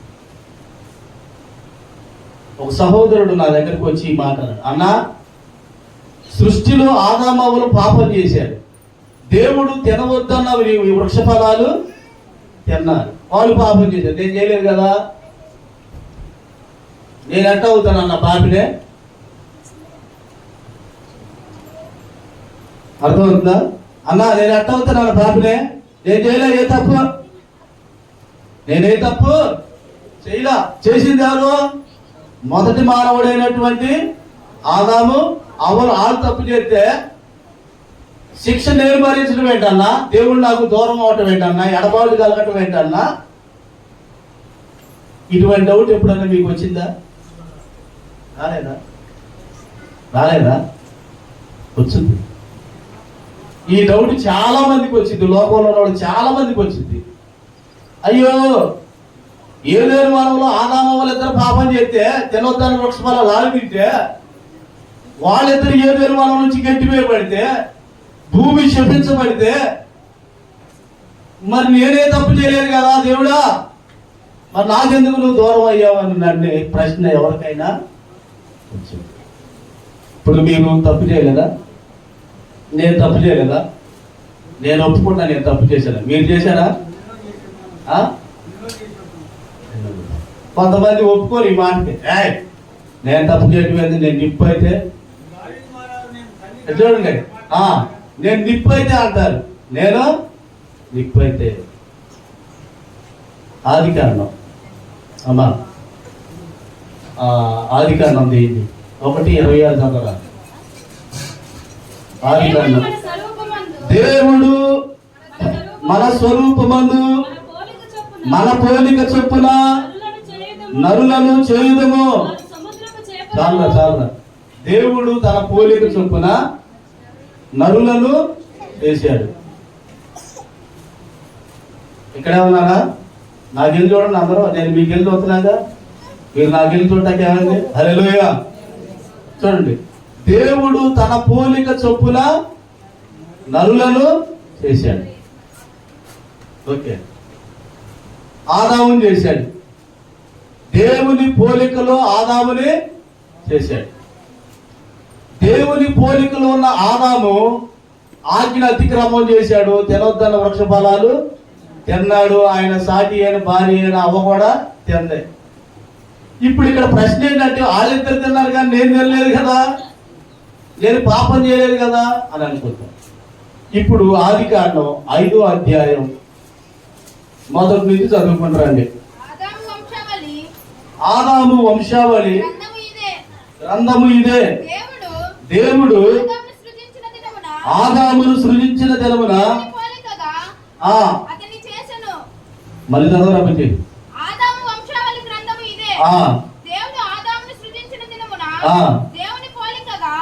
దేవుని పోలికగా చేశాను,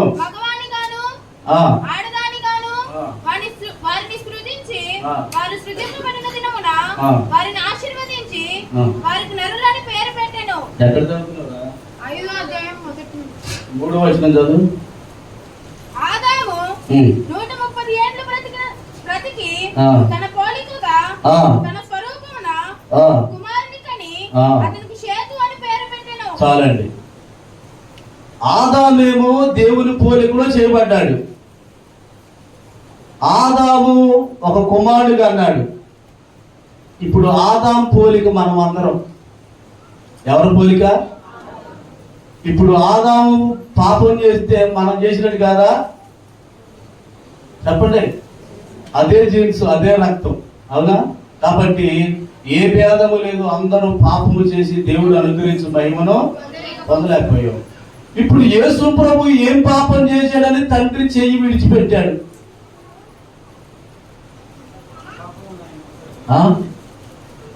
నా దేవా నా దేవా నన్నేలా చేయి విడిచిదివే అని బిగ్గరగా కేక వేశాను. ఆ మాటకి నా దేవా అనే మాటకి అర్థం ఏంటంటే నా దేవా నన్నేలా చేయి విడిచి, ఏలి ఏలి లామా సబక్తా అనే మాటకి ఈ మాట అర్థం చెప్పాడు. యేసు ప్రభు ఏం తప్పు చేశాడని తండ్రి యేసయ్య చేతిని విడిచిపెట్టాడు అంటే 1 కొరింథీయులకు రాసిన పత్రిక 15వ అధ్యాయం 3వ వచనం చదవండి.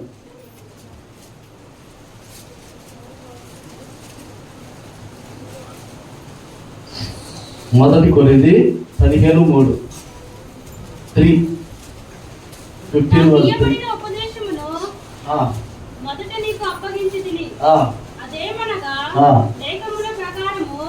లేఖనముల ప్రకారము క్రీస్తు మన పాపముల నిమిత్తము మృతి పొందెను, సమాధి చేయబడెను, లేఖనముల ప్రకారము 3వ దినమున లేపబడెను. చూడండి, క్రీస్తు మన పాపముల నిమిత్తమే సిలువ వేయబడ్డాడు, చంపబడ్డాడు, సమాధి చేయబడ్డాడు, 3వ దినమున తిరిగి. ఎందుకు తండ్రి యేసు ప్రభు వారి చెయ్యి విడిచిపెట్టాడు అంటే మనకు రక్షణ కలిగించు నిమిత్తం. తన కుమారుడు ఆ శిలువ శ్రమలను భరించాలి. మనం పొందవలసిన శిక్ష ఆ కుమారుడైన క్రీస్తు పొందాలి కనుక తండ్రి ఆ కుమారుడి చేతిని ఏం చేశాడు? విడిచి. ఇప్పుడు చాలా మంది చూడండి యేసు ప్రభు వారిని విడిచిపెడుతున్నారు. చాలా మంది విడిచిపెట్టేస్తున్నారు. చాలా మంది విడిచిపెడుతున్నారు. తండ్రిని ఎప్పుడైతే మనం విడిచిపెడతామో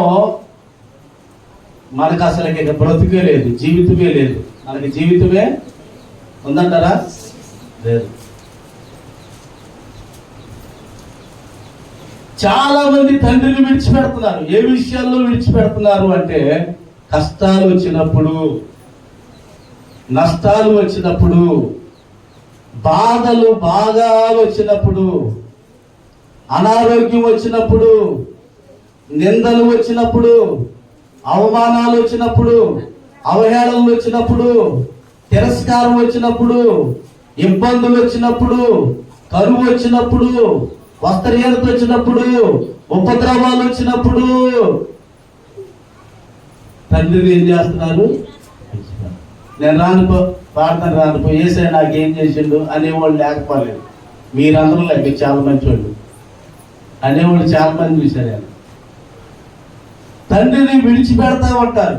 ప్రార్థన మానేస్తా ఉంటారు, వాక్యం చదవటం మానేస్తా ఉంటారు, పాటలు పాడి ప్రభువుని స్తుతించి ఆరాధించడం మానివేస్తా ఉంటారు. ఎందుకు అంటే వారికి అగ్ని లాంటి శ్రమలు రాగానే దేవుడు మమ్మల్ని మర్చిపోయాడేమో, దేవుడు మమ్మల్ని విడిచిపెట్టేశాడేమో అని అనుకుంటారు.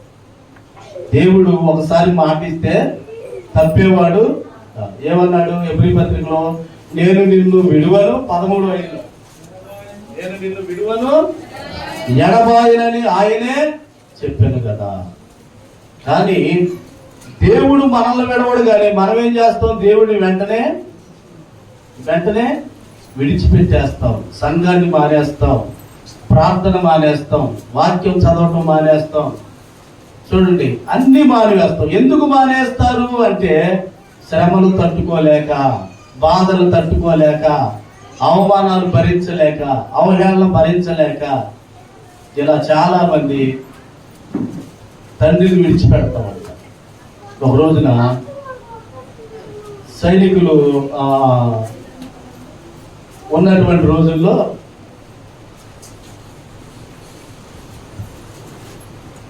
నువ్వు ఆ యేసు శిష్యుల్లో ఒకడో కదా అని పేతున్నాడు. అప్పుడు పేతురు ఏమంటాడు, ఏసేవరో ఇప్పుడు ఎవరిని అడిగి వచ్చారు అనుకోండి,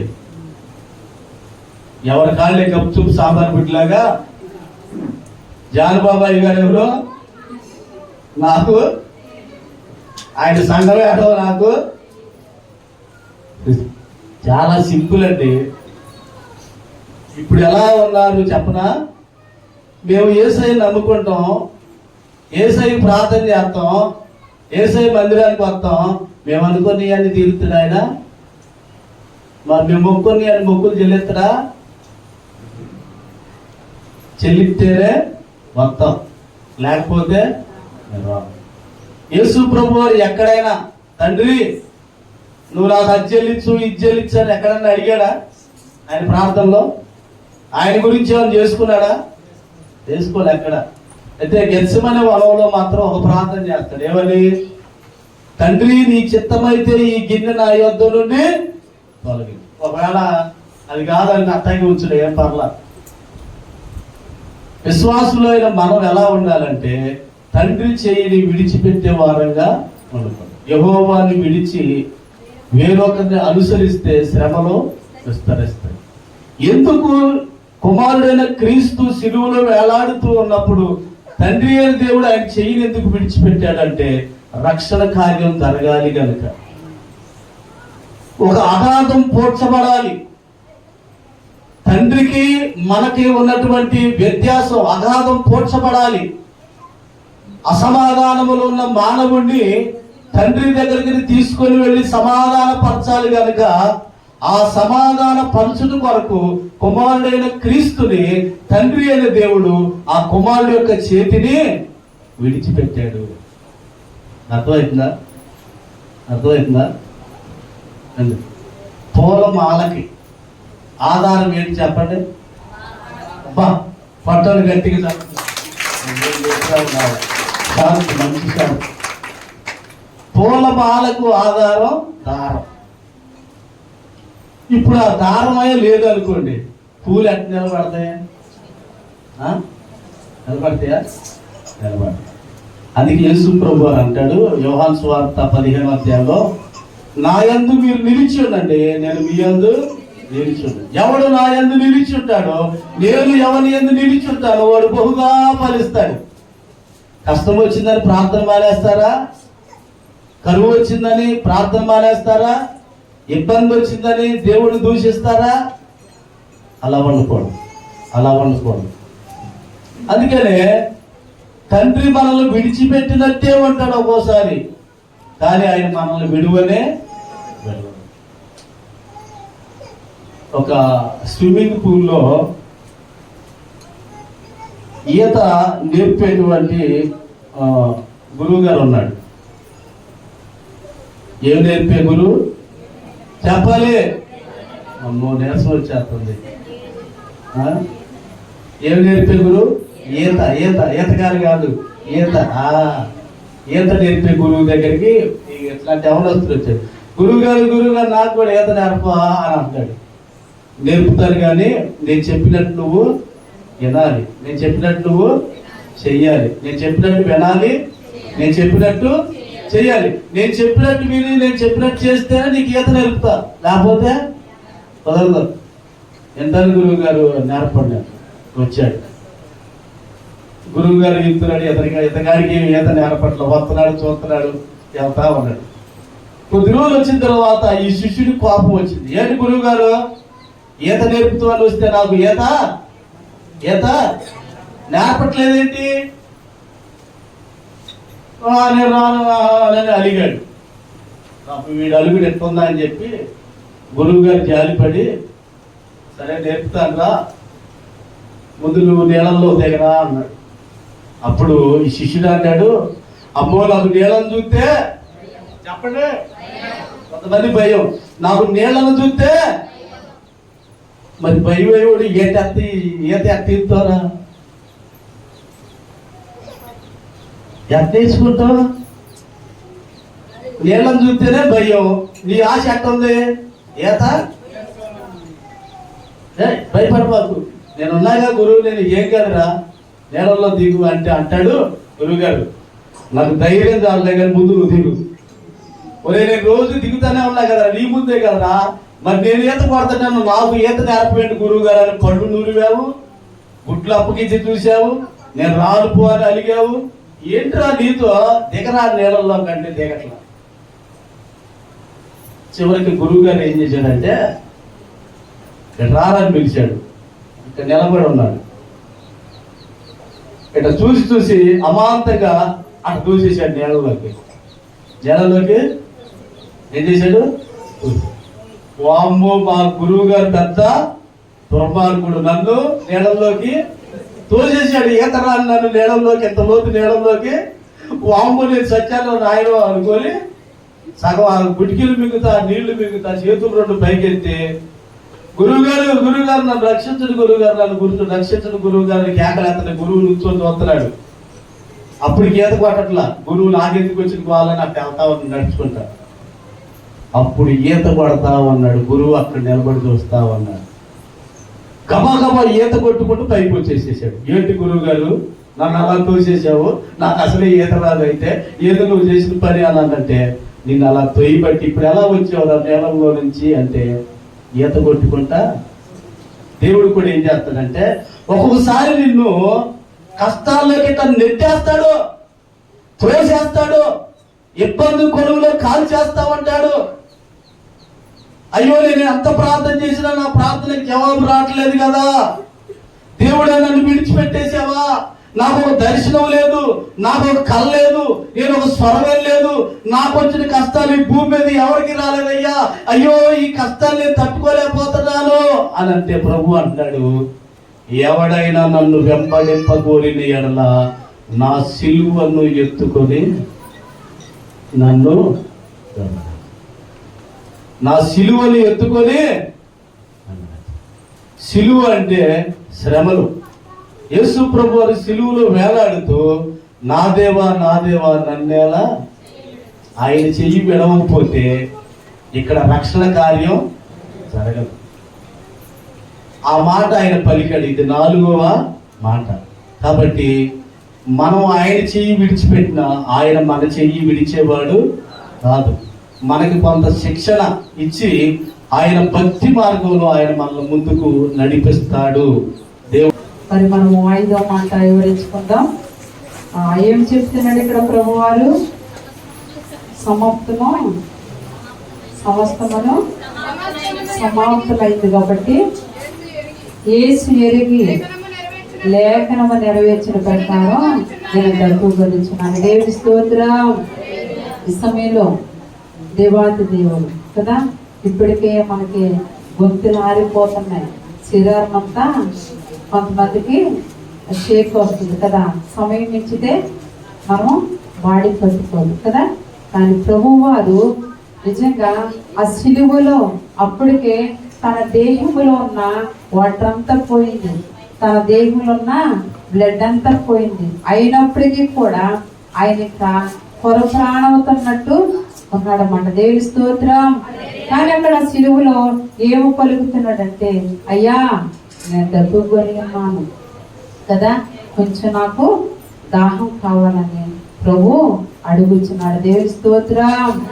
ఈ దాహము మానవులకి నిజమే కొన్నిసార్లు మనకు కొన్ని రీతిగా శరీరానికి ఏమేమి కావాలంటే బాగానే ఎక్కువ ముందు వాటర్ కావాలి. దేవుని స్తోత్రం. తర్వాత ఆహారం కావాలి. ఆ వాటర్ లేదే, ఆహారం లేదే ఈ మానవుడు జీవించలేడు. దేవుని స్తోత్రం. కానీ ఇక్కడ ప్రభు వారు అప్పటికే చాలా బలహీనంగా ఉండి, ఇక కాలం అయిపోయిందయ్యా, ఇప్పటికే నా నాలుకి అంగుడు అంటుకుంటుంది, కొంచెం నేను దెబ్బకొని ఉన్నాను అని ప్రభు వారు పలుకుతున్నారు. హల్లెలూయా.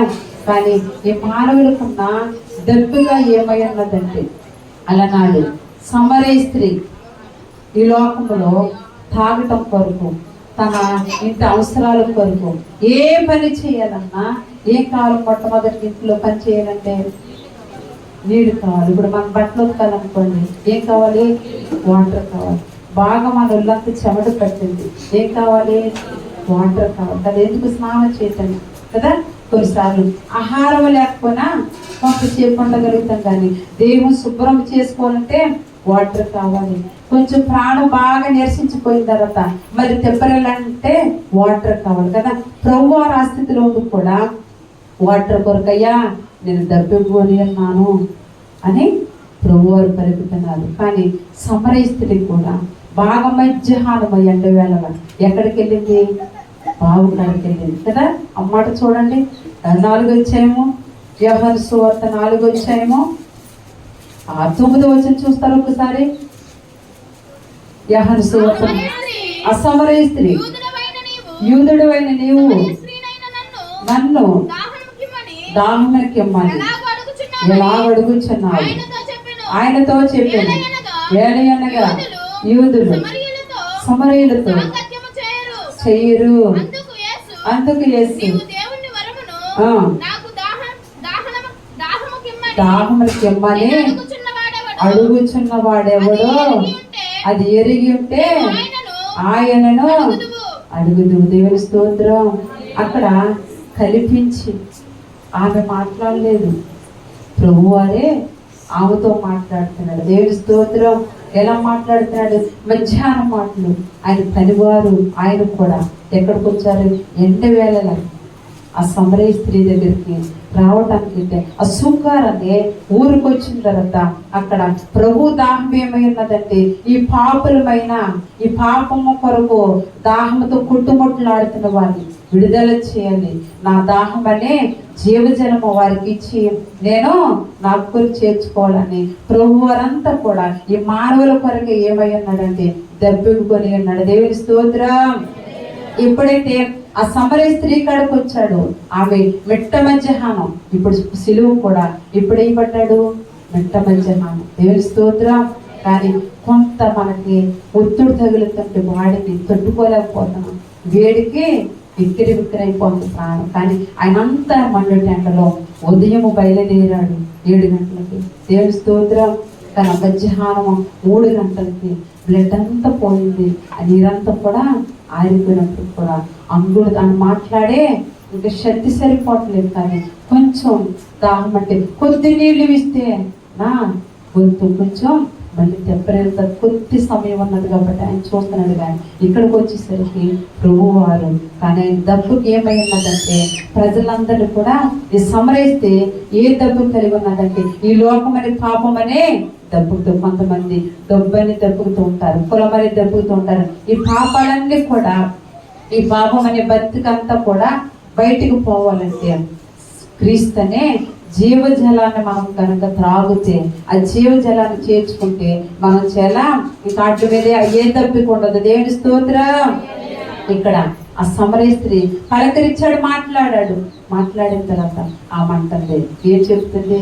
మీరు యూదులు, ఏమో సమరయులు, మీకు మాకు ఎక్కడ సాంగత్యం, ఎక్కడ మాట్లాడతారు, ఎందుకు వస్తున్నాం? కానీ ఒక చోట అంటాడు, అది ఆ ప్రభు వారు అంటారు.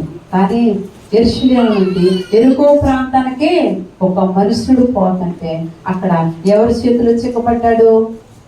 దొంగ చేతిలో చిక్కుపడతాడు. ఆ దొంగల చేతులు చిక్కుపడిన తర్వాత అక్కడికి మంచి సమరయుడు వచ్చి ఏం చేస్తాడు, వారిని ఆదరిస్తాడు, ఆయన కాయలు కడతాడు. కానీ ప్రభు వారు ఎక్కడుంటే అక్కడ సమరయుడే అంటే ఇక్కడ అంటుంది యూదుడని పలుకుతుంది, కానీ ఆయన ఏమై ఉన్నాడు, మంచి సమరయుడే ఉన్నాడు. దేవుని స్తోత్రం.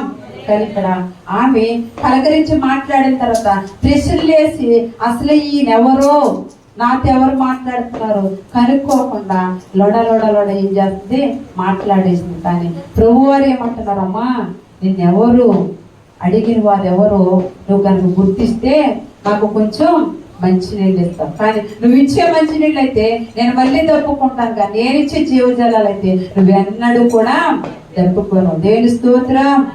ఆలోచించింది, బామ్మో నేను చాలా దూరం నుండి వస్తున్నాను, నా ఇంట్లో వాడుకోవటానికి ఈ నీళ్లు సరిపోవట్లేదు, నా పశువులకి నీళ్లు సరిపోవట్లేదు, కానీ ఈ కొద్ది శ్రమ తగ్గుతుంది, ఆ జీవజలం ఏంటో ఇచ్చేయ్యా అని ఏమడిగేసింది, తొందరగా అనేసింది. దేవుని స్తోత్రం.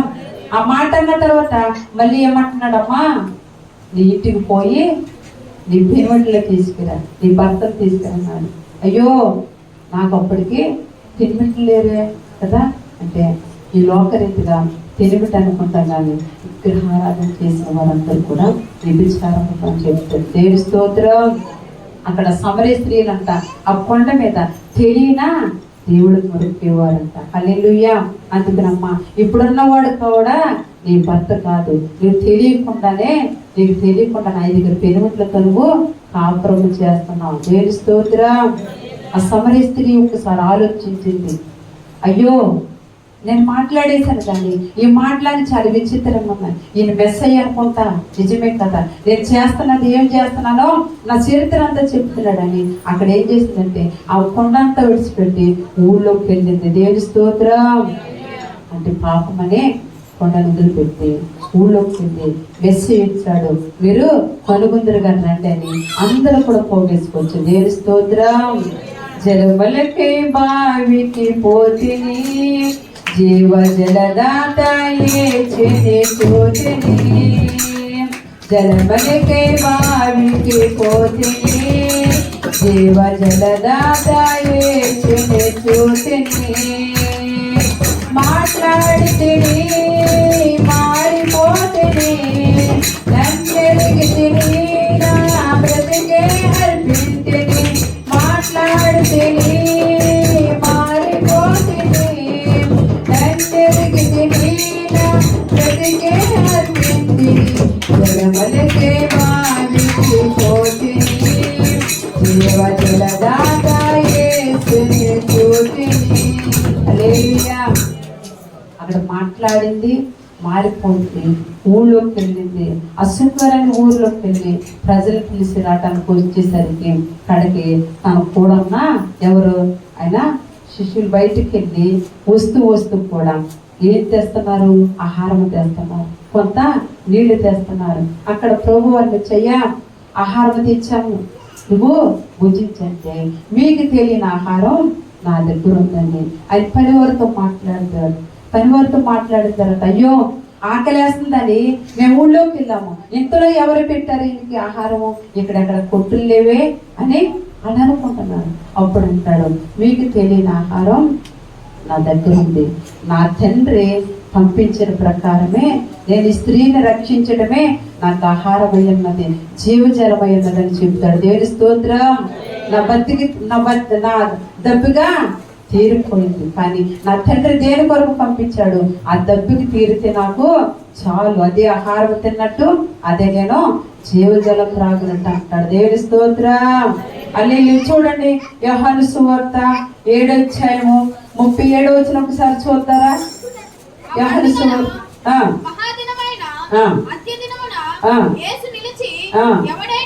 ఎవడైనను దప్పిగొని ఎడల నా యొద్దకు వచ్చి దప్పికి తీర్చుకునేవాడు, నా యందు విశ్వాసం ఉంచిన వాడు లేఖనము చెప్పినట్లు ఆడి కొడుకులో జీవజలములు పారినవి. దేవుని స్తోత్రం.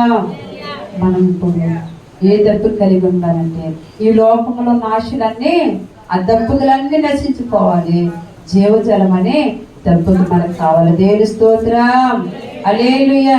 ఎవడైనా దెబ్బకోని ఎడల ఈ లోకంలో చాలా ఉన్నాయి, అవి మనల్ని రక్షించవు. కానీ పాపాన్ని దెబ్బకుట్టుకోవాలి. కొన్ని క్రియలని మనలో పోతేనే కానీ ఇక్కడ ఆ స్త్రీ నిజమే కదా, నా కొరకు చెప్పిన మెస్సయ్యనే, కానీ రోజు నేను శ్రమ పడుతున్నాను. ఎప్పుడైతే తన కొండ విడిచిపెట్టిందో, ప్రభు మాటకు లోబడిందో, ఆ జీవజలం ఎప్పుడైతే తన త్రాగి ఉన్నదో, ఇంకప్పటి నుండి కూడా ఏ ఆశలు లేకుండా క్రీస్తుని ప్రభుని వెంబడించి దేవుని స్తోత్రం.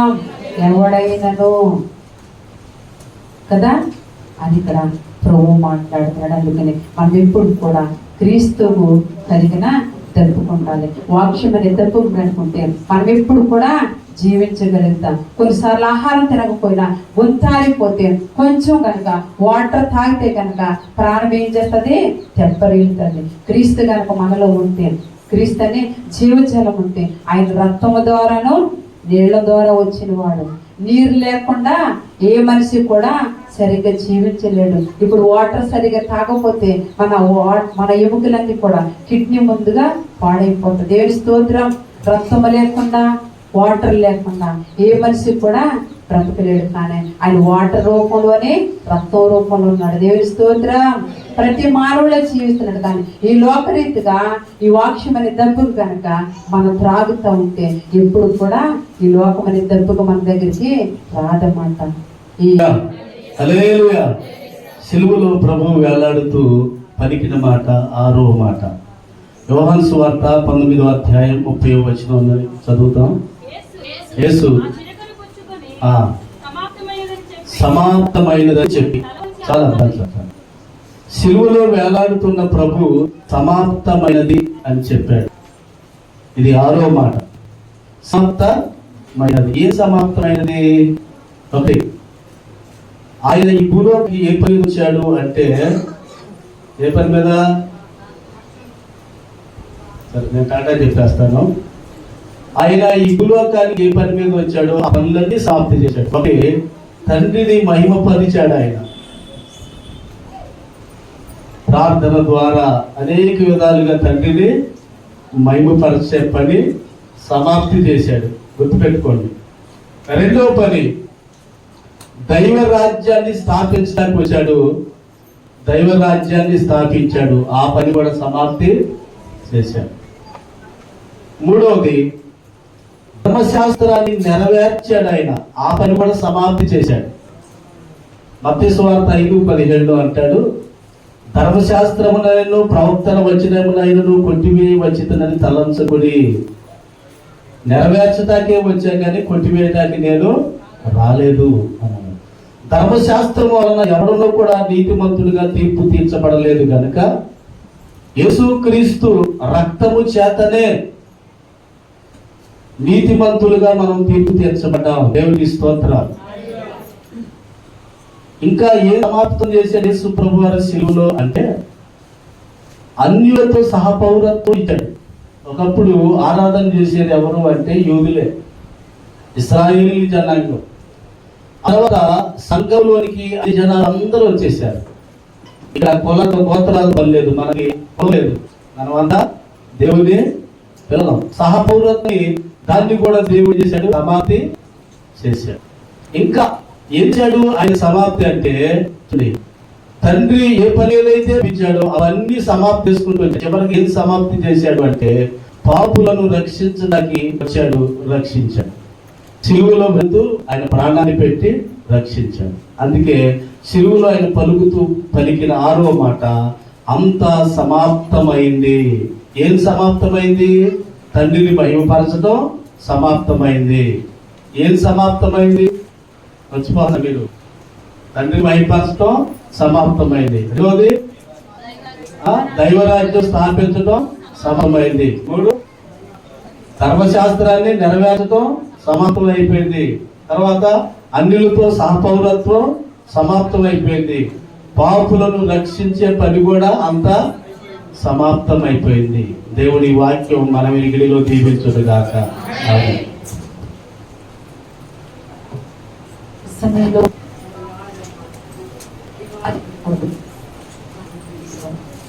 ప్రార్థించున్నాను. నిజమే కదా తండ్రి, ఏమైతే ఈ లోకానికి చూపించున్నాడో అటు రీతిగా స్వప్నం చేయటానికి ఆయన యేసు గొప్ప శబ్దంతో కేక వేసి, తండ్రి నీ చేతికి నా ఆత్మను అప్పగించుకొనుచున్నానని ఆయన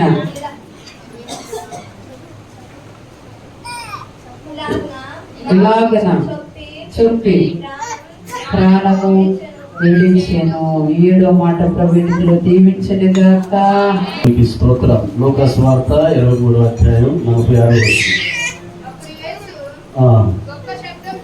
గొప్ప శబ్దముతో కేక వేసి, తండ్రి నీ చేతికి నా ఆత్మను అప్పగించుకొనుచున్నాను అనేను. చెప్పి ప్రాణము విడిచెను. సిలువలో వేలాడిన ప్రభువారు పలికిన చివరి మాట, తండ్రి నీ చేతికి నా ఆత్మను అప్పగించుకొనుచున్నానని చెప్పి తలవాల్చి ప్రాణము విడిచెను. ఇక్కడ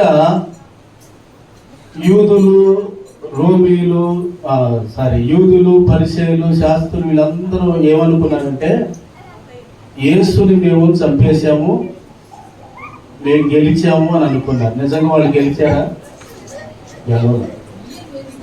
వాళ్ళు కొడితే ఆయన ప్రాణం పోలా, ముళ్ళ కిరీటం పెడితే ఆయన ప్రాణం పోలా, తర్వాత గుద్దితే ఆయన ప్రాణం పోలా, సిలువకు మేకులేసి కొట్టినా ఆయన ప్రాణం పోలా. ఆయనంతటికి ఆయనే తండ్రి నీ చేతికి నా ఆత్మను అప్పగించుకుంటున్నానని చెప్పి ఆయన ప్రాణం విడిచాడు. వాళ్ళు ఎంత చేసినా కూడా వాళ్ళ చేతుల్లో ఆయన ప్రాణం పోలేదు. ఆయనే తలవాల్చి తండ్రి చేతికి తన ఆత్మను అప్పగించుకొని ప్రాణాన్ని విడిచాడు. ఇది సిలువలో పలికిన 7వ మాట. ఇప్పుడు జాగ్రత్తగా గమనిద్దాం. ప్రతి మనిషికి 3 ఉంటాయి. ఎన్ని? 3. మనిషి అనేవాడికి 3 ఉంటాయి. 1 శరీరంతో ఉంటాడు, 2 ప్రాణం, 3 ఆత్మ. శరీరము, ప్రాణము, ఆత్మ లేకపోతే వాడు మనిషి కాదు. ఓకే, శరీరము, ప్రాణము, ఆత్మతో ఉన్న మనిషి గమనించాలి, గుర్తించాలి.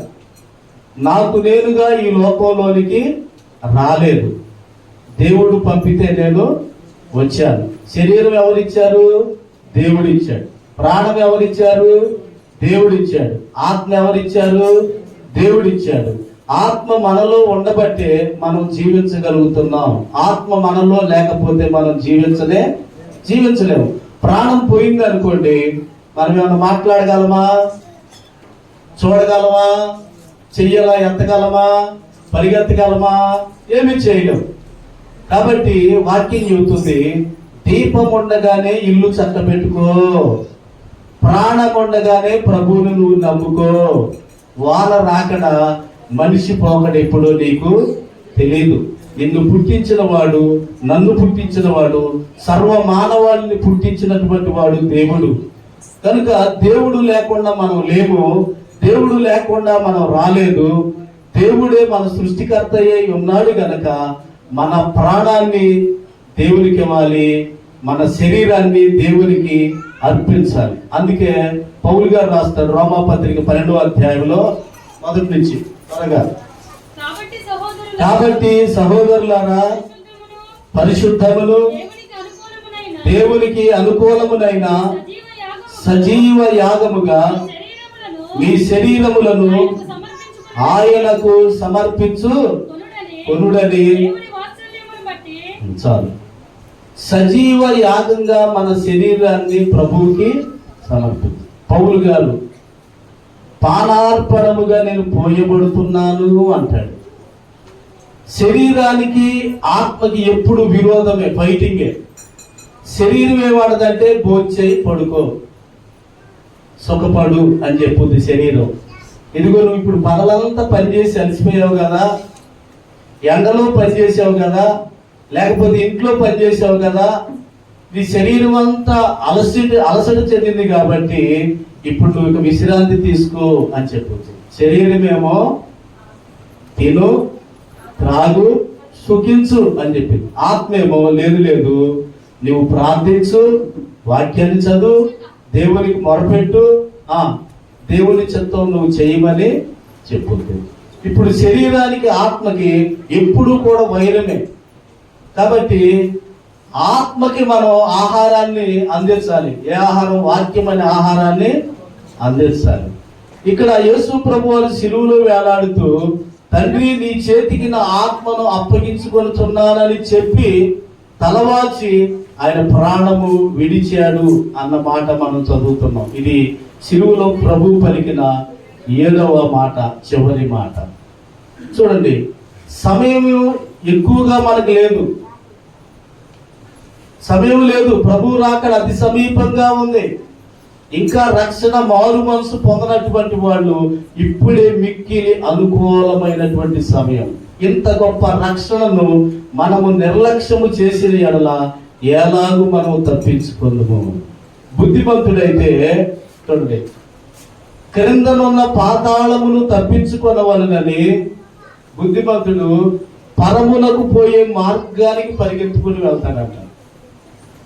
కాబట్టి ఇక్కడ కూర్చున్న వారిలో, లేకపోతే ఈ మైకు శబ్దం ద్వారా వింటున్నటువంటి వారు ఎవరైనా సరే, సమయం ఇంకా మీకు లేదు. పుట్టించిన దేవుడే మీ ప్రాణాన్ని తీయగలడు. కాబట్టి సమయం గతించిపోతా ఉంది. ఇంకెన్ని సంవత్సరాలు బ్రతుకుతామో మనకు తెలియదు, మీకు తెలియదు. కనుక ప్రాణం ఉన్నప్పుడే నీ సృష్టికర్త అయిన దేవునికి నీ ఆత్మను అప్పగించుకోవాలి. చాలా మంది చనిపోయేటప్పుడు దేవుడా ఇదిగో నా ఆత్మను తీసుకో అంటారు. అప్పుడు దాకా పాపిష్టి పనులన్నీ చేస్తారు, అన్ని చేస్తారు. పాపిష్టి పనులన్నీ చేసి ఇక ప్రాణం నరులారా నా దగ్గరకు రని పిలిచినప్పుడు అప్పుడు ఇస్తా ఉంటాడు. అప్పుడు ప్రయోజనము లేదు. నీ ఆత్మను ముందుగానే దేవునికి సమర్పించుకున్నప్పుడు, ఆ ఆత్మలో నువ్వు ప్రార్థనలో ఎదుగుతూ ఉన్నప్పుడు, పరిశుద్ధాత్మ నీలోకి వచ్చినప్పుడు, ఆ ఆత్మ పరిశుద్ధాత్మ నీలో ఉన్నప్పుడు నీ ఆత్మ ఆరిపోకుండా ఉంటుంది. కాబట్టి యేసుక్రీస్తు ప్రభువు ఈ లోకంలో జీవించినప్పుడు ఆయన తండ్రి ఆత్మ కలిగి ఉన్నాడు. చూడండి, ఆ తండ్రి ఆత్మ కలిగిన ప్రభు ఆయన ఆత్మను తండ్రికి అప్పగించేశాడు. తలవాల్చి ఆయన ప్రాణాన్ని విడిచాడు. కాబట్టి మనందరి కొరకు ఆయన రక్షణ కార్యం చేశాడు. ఎవరైతే రక్షించబడలేదో వారందరూ రక్షణ పొంది ఆత్మలో ఉజ్జీవింపబడుతూ సంఘంలో చేర్చబడి దేవుని చిత్తాన్ని జరిగించి దేవునికి ఇష్టమైన పిల్లలుగా, పాత్రలుగా మనమందరము వాడబడుదుముగాక. ఈ వాక్యం దేవుడు దీవించునుగాక. విన్న మీ అందరికీ, ఎంతో ఓపికతో విన్న మీ అందరికీ వందనాలు. నా కొరకు మీరు ప్రార్థన చేయండి. మీ కొరకు తప్పని ప్రార్థన చేస్తాను. దేవుడు మిమ్మల్ని అందరినీ దీవించునుగాక. మీ హృదయవాంఛలన్నీ తీర్చబడునుగాక. ఈ అనారోగ్యాల మీద గొప్ప స్వస్థత, విడుదల కలుగునుగాక. గొప్ప కార్యాలు, అద్భుతాలు మీరు చూచుదురుగాక. ఇది మొదలుకొని మీరు దినదినాభివృద్ధి చెందుదురుగాక. Thank you. God bless.